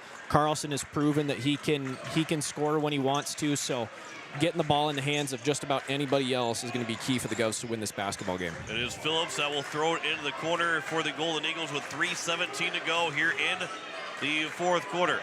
Phillips again, he is fouled by Miles Doyle. That'll be Doyle's first, and just the first team foul by the Governors in this fourth quarter, as Ty and Buss will check in for Doyle. Yeah, I thought that was pretty good defense there by Doyle, and he's frustrated. Obviously, he didn't think he picked up a foul there, but ball went behind him. It maybe was a clean strip. Hard to tell from our angle, but maybe got a little bit of the body with the ball as well. Oliver Reif is back in the game with his 4 fouls. Offensively, doesn't have to worry him so much, but on the defensive side, they got to be worried about him. That shot and a foul committed against the Governors, as the free throw line will be Jet Carlson, who is right now just 0 for 1 for the free throw line. 2 for 6 in the ball game is the Golden Eagles. That foul committed by Dawson Getz, his second. First free throw is missed by Jet Carlson. 3:01 to go here in the fourth quarter. Govs still have a 2-possession lead as it stands right now. Second free throw is also missed, but the offensive rebound by the Golden Eagles.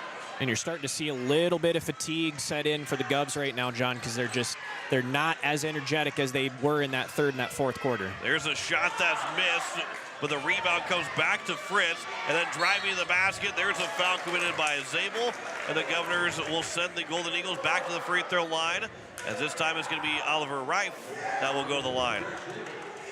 Yeah, now the second, third, and fourth chance opportunities that you normally see the Govs get, Aberdeen's getting a lot of those now as Reif steps to the free throw line, gets his first opportunity to score a basket, or score a point, I guess I should say, and he does, sinking the free throw there, making this a 3-point basketball game.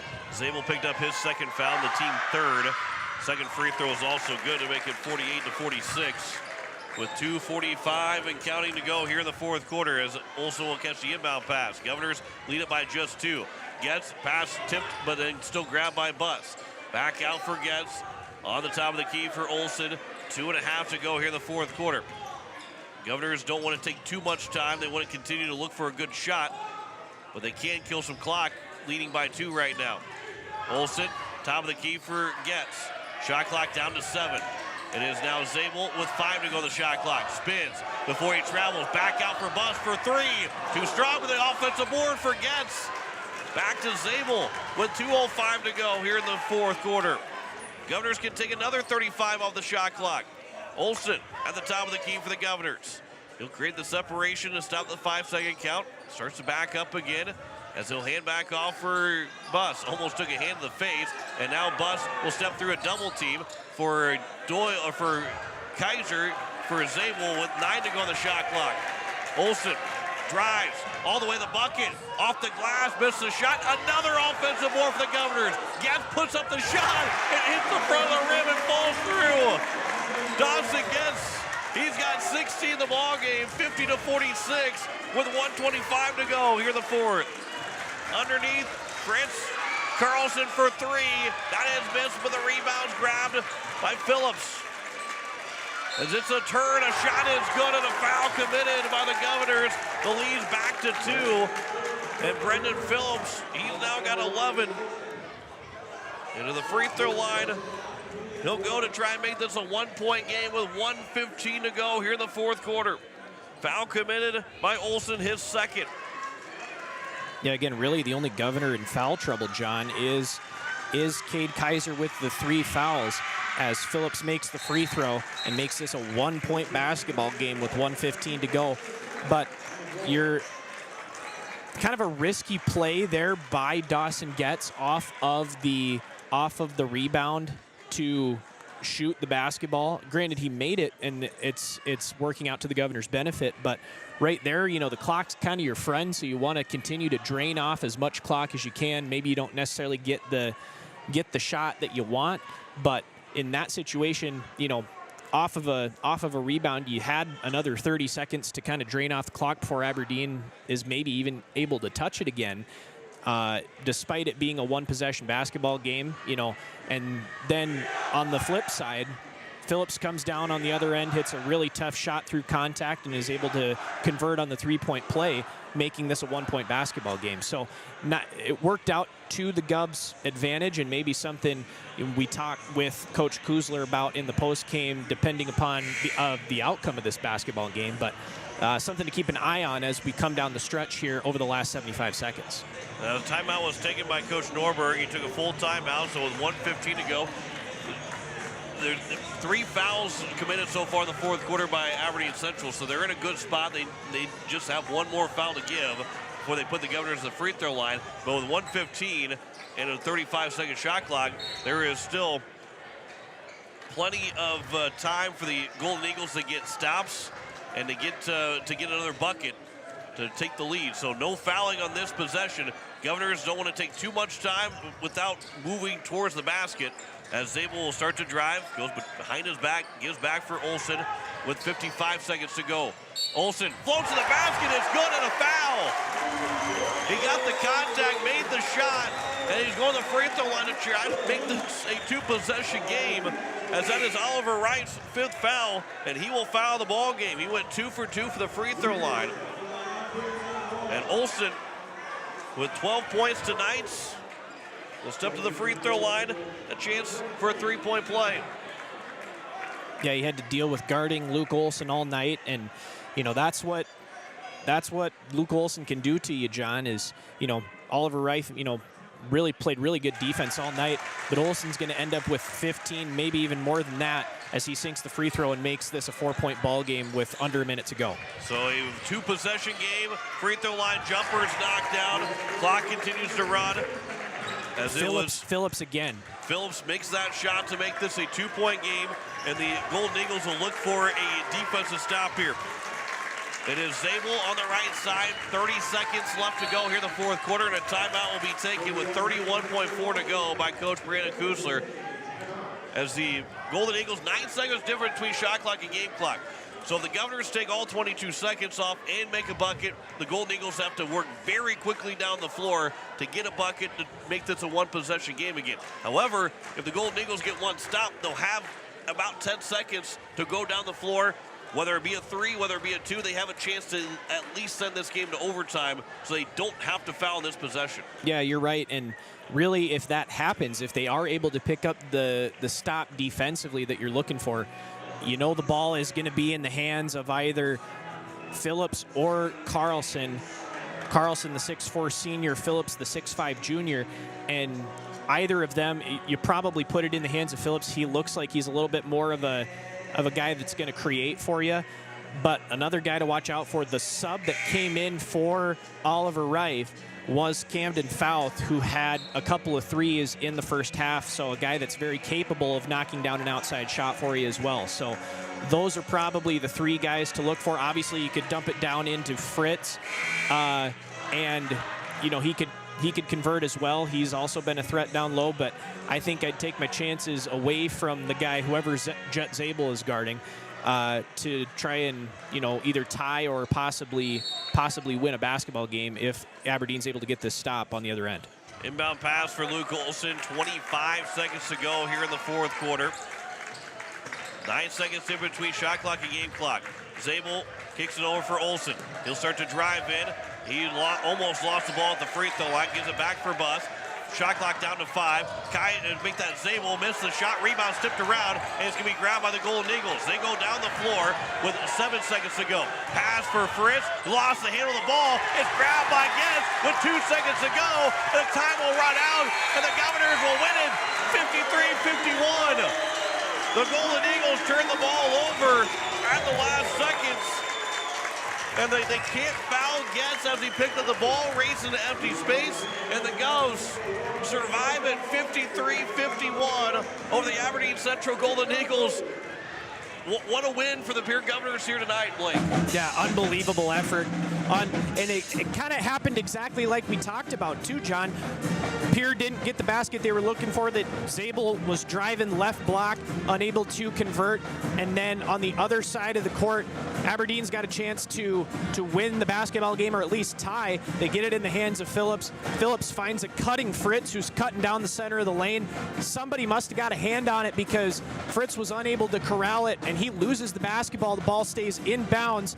Getz is able to pick it up and avoid everybody that was trying to blitz him to pick up a foul and stop the clock. And the Govs pull away with this one.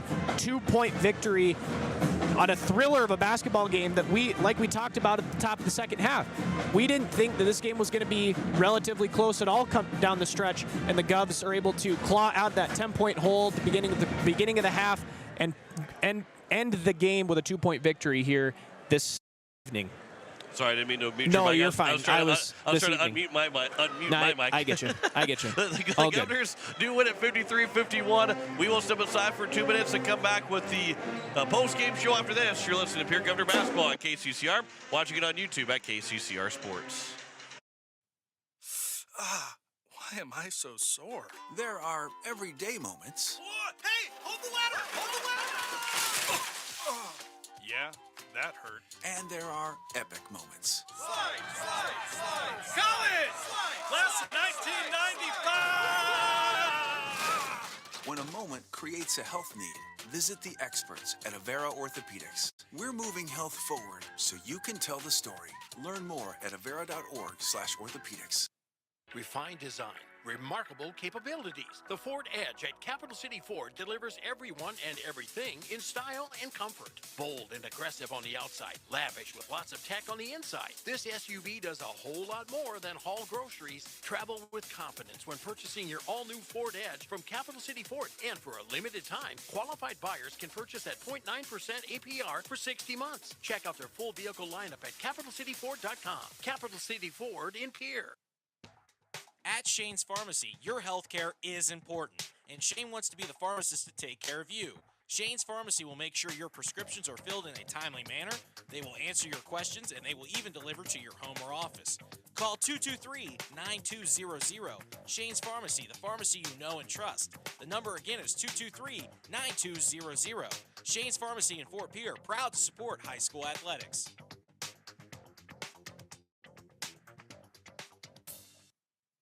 Most of us already know that Gales Gas of Pierre is the place to call for propane. They offer an automatic fill plan so you never have to worry about running out of propane. They accept debit and credit payments or a budget payment plan to spread out the cost throughout the year so you never have surprises when you get your bill. For delivery, convenience, and great customer service, call Gales Gas at 224-5518. That's Gales Gas at 224-5518.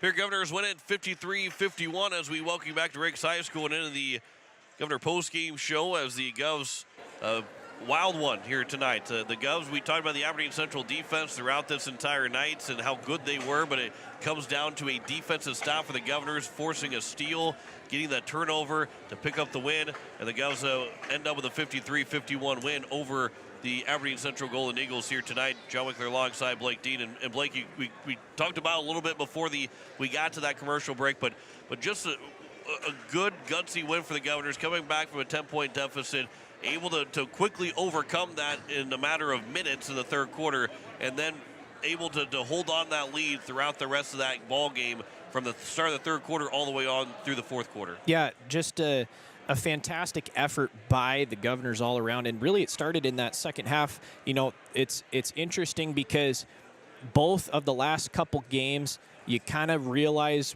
what the outcome of the game is going to be, or if the Govs are going to be able to hang with the opposing team based on the first play that happens at the start of the second half. They typically run some sort of action to try to get a screen for Dawson Getz to set up a three-point shot. You know, in the game against Brandon Valley, they ran that same action, and he missed the three. Tonight, he made that three off the action to cut the lead to 7, basically within the first 20 seconds or so of the third quarter.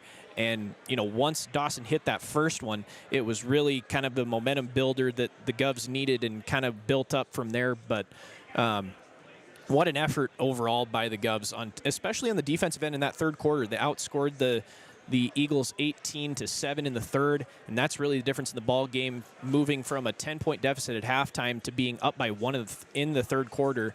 And then, like you said, back and forth throughout the entire fourth quarter. You know, it was bucket after bucket, stop after stop on both ends, and ultimately the Govs are able to get one last stop on the defensive end to pull out a victory here at TF Riggs High School here tonight. Govs moved to 8-4 in the season. Aberdeen Central falls to 5-7 as we go through the scoring totals. First for Aberdeen Central, they were led by 14 points by Brendan Phillips, 11 points for Jet Carlson, 8 for Camden Fouth, who had all of that in the first half. Then it was 8 as well for Grant Fritz, 6 for Parker Lamar, 2 for Oliver Rife, 2 for Cam Olson to round out the scoring for the Aberdeen Central Golden Eagles, who went 5 of 11 for the free throw line, 2 of 6 through 3 quarters, and then went 3 of 5 from the line in the fourth quarter. For the Pierre Governors, they were led by 16 points by Dawson Getz, who had 9 of those 16 in the third quarter with 3 threes. As the Govs were able to get those 16 points from from Dawson Getz, 15 from Luke Olson, and 13 from Jet Zabel, as those 3 went in double figures tonight. Kate Kaiser finished with 6. Miles Doyle finished with 3. The Governors shot 7 of 10 from the free throw line, including 3 of 3 in the fourth quarter. And oh, by the way, while Golden Eagles miss those 2 free throws, they say if we make them, the game's tied. They can say the Governors miss all 3 of them. They lose the ball game by 1. Free throws are a big difference in that game. The Govs shot around 70%, just like their team average, right around that 70% mark. They're a good free throw shooting team, and they were again tonight. Their only 3 misses were by Jet Zabel in that third quarter. But overall, the Govs turned the ball over 11 times. Aberdeen Central turned the ball over 13 times, including that last possession of the ball game where the Govs were able to pick up the steal and pick up the win. And they start this now stretch. It's not really much of a stretch. Friday, Saturday, though, they go to Sioux Falls area. They'll take on Harrisburg on Friday, O'Gorman on Saturday. And those are 2 big games against 2 teams high up in the standings.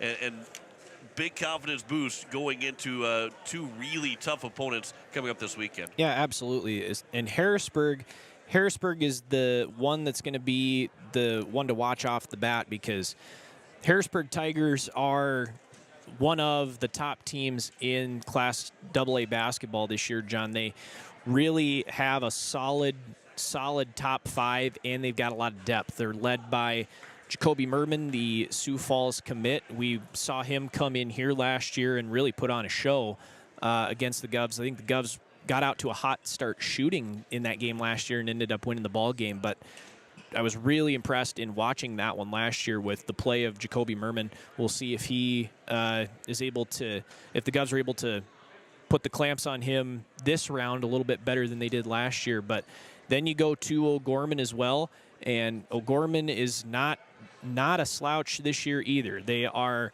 number 4 in terms of the standings, so you get number 2 and number 4 this weekend going down to the metro area. So a big opportunity for the Govs to maybe put a little bit of a stamp down and say, you know, we belong with some of these teams. We can hang with some of these big dogs, and like you said, just a golden opportunity to see if you can hang with the top teams in the state for the Govs this weekend. And it'll be interesting to see how they come out of it. If they come out of there with a split, you know, I think you'll be happy. Obviously, you want to go into every single game with a win. But if they're able to come out with a split, that'll be huge for at least a split. That'll be huge for their seed points, and, you know, probably assures them at that point the opportunity to get a home playoff game come SODAC 16 time. The Governors, again, they win 53-51 here tonight, here at home. The Governor girls will be back at home on Thursday. We'll have that game for you with coverage at 6:30 and tip-off at 7 o'clock. And then we'll bring you the boys' game out Friday, Saturday on the road out in the Sioux Falls area. Harrisburg on Friday, O'Gorman on Saturday. It's a 7 o'clock tip-off as usual on Friday, but a 1 o'clock tip-off. If you had it on your calendar, it was a 3 o'clock tip-off. Now it's a 1 o'clock tip-off on Saturday between the Govs and the O'Gorman Knights. As the Govs are looking for win number 9. We're trying to get you the Governor girls score here real quick to tell you what they might have been doing. 47-37 Govs with the 10-point victory over the Aberdeen Central Golden Eagles in Aberdeen tonight. So there we go. That both Governor teams pick up win number 8 on the year, and the Gov girls will be looking for win number 9 on Thursday, with the Governor boys looking for win 9 and 10 coming up on Friday and Saturday, as we'll have all of those games on KCCR and on YouTube at KCCR Sports. Fun one tonight for the Governors. They pick up a 53-51 win. We'll see if maybe we can get a quick chat with Coach Brianna Kusser. I've not seen her come out of the locker room quite yet, but the Govs with that win. And again, reminder that Luke Olson's starting to walk up this way a little bit. But the Govs pick up a big 2-point win. We've got coverage at 6:30 both Thursday and Friday here on KCCR, and then on Saturday at 12:30 with tip-off at 7, and 1 o'clock on KCCR and on YouTube at KCCR Sports. As Coach Brianna Kusser making her way up here, we'll have a quick talk with her as the Govs again pick up a 53-51 win over the Aberdeen Central Golden Eagles here tonight. As we'll see if I can get the wire. There we go. Got the wire around the leg of the chair. So again, the Govs win at 53-51 as we welcome in Brianna Kusser. And Coach, that was a fun one. Maybe the blood pressure a little bit high for you right now, but what a gutsy win for this Governor bunch. That's exactly what it was. I mean, you know, we struggled to score in that first half. I don't think it was a lack of quality shots. It was just we couldn't put the ball in the hole, and that's going to happen. We know that. But that difference between the first and second quarter of us scoring 18 points and us scoring 18 points in the third quarter was our defense. And, we talk about frequently with the guys on certain teams that we're up against that they kind of go as they score. And we just told them in the locker room, that can't be us. Right? It's a next play mentality. Whether we make it, we miss it. Have confidence, obviously, if that ball goes in the hole, but we can't have that lapse defensively because we missed a shot offensively. And early on, I just felt like Aberdeen was, big credit to them. They had the pedal down and they weren't stopping. They made some things happen. And they're going to be a team that if they can get hot, they're going to be able to knock some teams off down the stretch. But I'm just proud of the guys' effort to get themselves back and have to battle. This isn't going to be the last time that they have to do that, and they've proven time and time again that they're there to fight. And you're right, Coach, to the fact that it was definitely your defensive effort in the third quarter that got you guys back into this ball game. 18-7, the score differential between the two teams in the third quarter. I wanted to ask you first about the play that you guys kind of draw up. I think you've drawn it up the last two times coming out of halftime. Looks like you try to get some sort of screen action for Dawson on the wing to try to get him an open look at a three. Looked like in the Brandon Valley game, and that's kind of a momentum builder for you guys, it seems like, because looked like in the Brandon Valley game, he misses that shot, Brandon's able to take it down and score, and that was kind of a little bit of a deflating, effort there, and you kind of see kind of the wind get out of the sails a little bit because he had an open look, just didn't go down, kind of similarly to like you were saying how you guys were shooting in the first half. Tonight, that same shot goes down, and all of a sudden, okay, now we're starting to build a little bit of positive momentum, and that really carried you guys throughout the third quarter. Is that a play that you guys will look to continue to run to just kind of get not only Dawson an open shot, but to try and build some momentum if you guys run into those situations down the stretch? Yeah, certainly. For any of the guys that are coming off, especially, at the beginning of the game, halftime, whatever it may be, you want to get them going early. And, it's one of those things, not that I am the biggest advocate for shooting threes all the time or anything, but for some reason there's something about threes that just give a little bit more momentum. Now there's some great things that happen inside as well that when we execute, there's nothing better than that. Just getting that simple score, and that's really everything. Is just creating simple offense for ourselves, and using that then to propel defensively as well. But certainly, you're right in the fact that, against Brandon, it doesn't go in. All of a sudden, we give up a couple more buckets because we're letting that missed shot dictate some of our defense. And that's not what we showed in the second half tonight, which was great. We were getting great looks, but overall, just the execution down the stretch that we had, creating quality offense. Luke was working his butt off out there to just, he's just kind of weasels his way through people, and finding ways to score, finding teammates to score, and just kind of does it all for us. Absolutely. I think John mentions it. I mentioned it earlier in the broadcast. He may be listed at 5'10", 5'11" in the book, but he plays like he's 6'5". The kid is not afraid to get down low and really score a lot of points. I think he had he didn't hit an outside shot tonight. All of his stuff came inside the arc, and quite a few of them I think were in the paint as well. What a point guard, what an asset he is to your squad, absolutely. Yeah, true. Just a true point guard. He's a floor general. He makes sure we're into things. He handles pressure well. And, like I said, he creates for his teammates so well. And I think tonight was a big, we challenged the guys, do your job, whatever that job is. And your job may change game to game. based on who's matched up against you, based on whatever it might be. But at the end of the day, I mean, defense is everybody's job. Rebounding is everybody's job. Credit to Aberdeen tonight for crashing the offensive glass hard. It's going to be something that we got to get back to work on a little bit. By no means do I think it's an area that we got exposed in. I think they just came in hard and they got some good rolls off of or bounces off the rim too, but long shots, long rebounds, we got to make sure that those are ours. But overall, just a lot of quality things that we can take away from this game. The biggest thing I think though is the fight that they showed, and maybe the night and day difference of one half to a second half. I definitely chewed their butts a little bit at halftime, and it deserving. Moms might not think it was, but it was. And, whether that fired them up or whatever, they can be upset at me. I don't really care. It's whatever it is to fire them up. But that's uncharacteristic of them. They don't need a butt chewing to get going. But tonight was maybe they did in the first half. And again, whether that was what they got going, but or something else. I think it was just them and the competitors within themselves that just kind of showed out in that second half.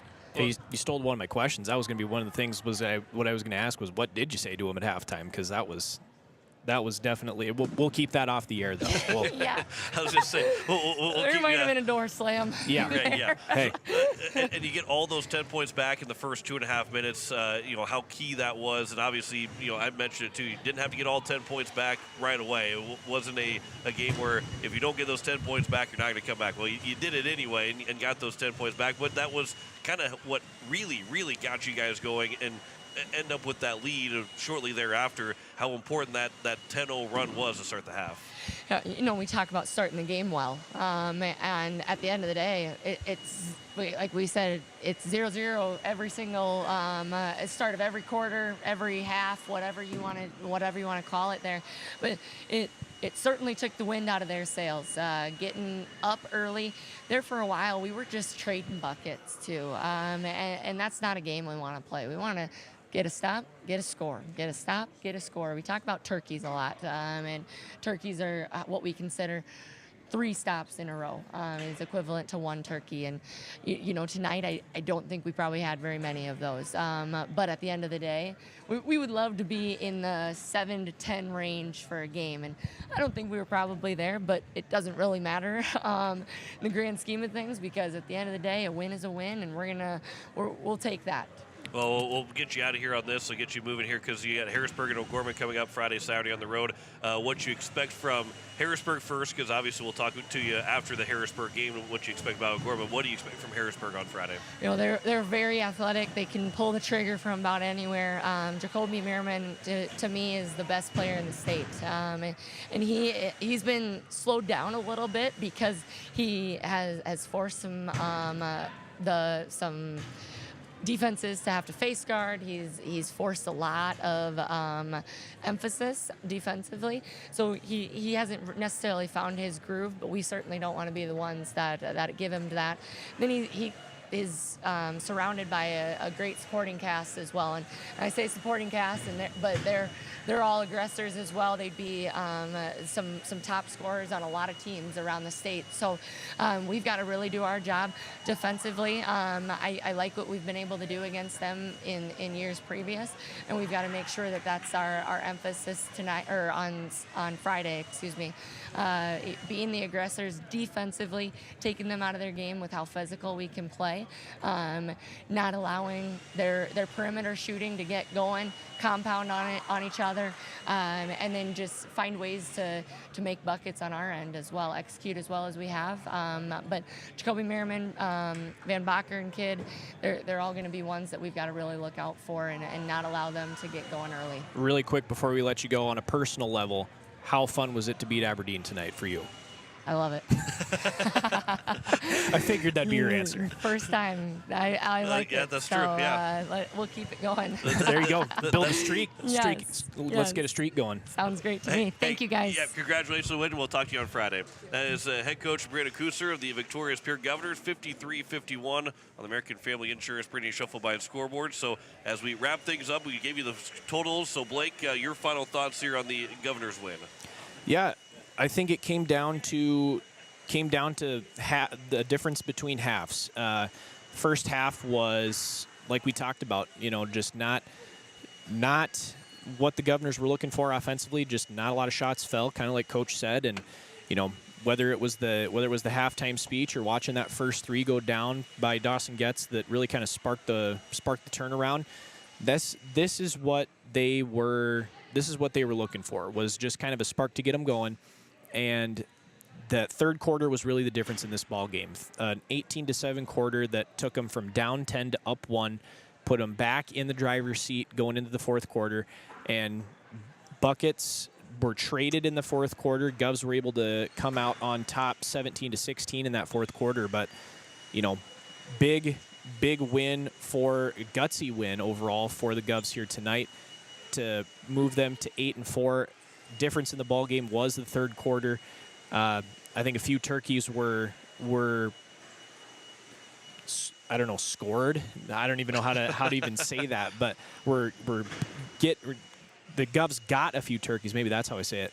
Govs got a few turkeys in that third quarter, and that's maybe a stat going forward that we keep track of, if that's something that they keep track of as well. 3 consecutive stops in a row. Something they pride themselves in, and something we may look to keep track of as we move down the stretch here. But third quarter was the difference in the number of stops, and just getting buckets to finally start falling was the difference in this ball game. And the Govs pull out a very, very gutsy and down to the wire win against the Aberdeen Central Golden Eagles, 53-51 here on this Tuesday night. Well, the Govs are now 8-4 on the season. The Governor Girls 8-3 with their win over Aberdeen Central, as they will host Lakota Tech on Thursday, and that'll be our next Governor basketball broadcast Thursday, 6:30 with coverage, and 7 o'clock of a tip-off here on KCCR and also on YouTube at KCCR Sports. I want to say thanks to Jen Hanna back at the station. Blake Dean, John Winkley here signing off as the Governors pick up a 53-51 win over Aberdeen Central, and a thriller here tonight at Riggs High School, as we say so long from Pierre.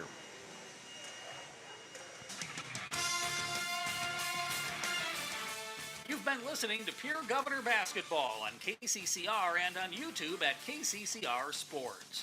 Pierre Governor Basketball is sponsored by Rising Hope Counseling, Bank West, Fisher Rounds, Billion Auto, AGE, Envirotech, Capital City Ford, Lincoln, and Toyota, American Family Insurance Brittany Shufflebine Agency, River Bottom Sanitation, CHS River Plains, Wheelhouse Auto Body, Edward Jones Financial, Allied Plumbing and Heating, Farting Electric, Gales Gas, First Dakota National Bank, Faith Lutheran, Lamb Motors, Shane's Pharmacy, B&B Equipment, Oahe Federal Credit Union, Anderson Rumsa Dental, Todd's Electric, Graham Tire, Avera, and the South Dakota Office of the Attorney General Division of Consumer Protection. This has been a special presentation of Riverfront Broadcasting Sports, Central South Dakota's sports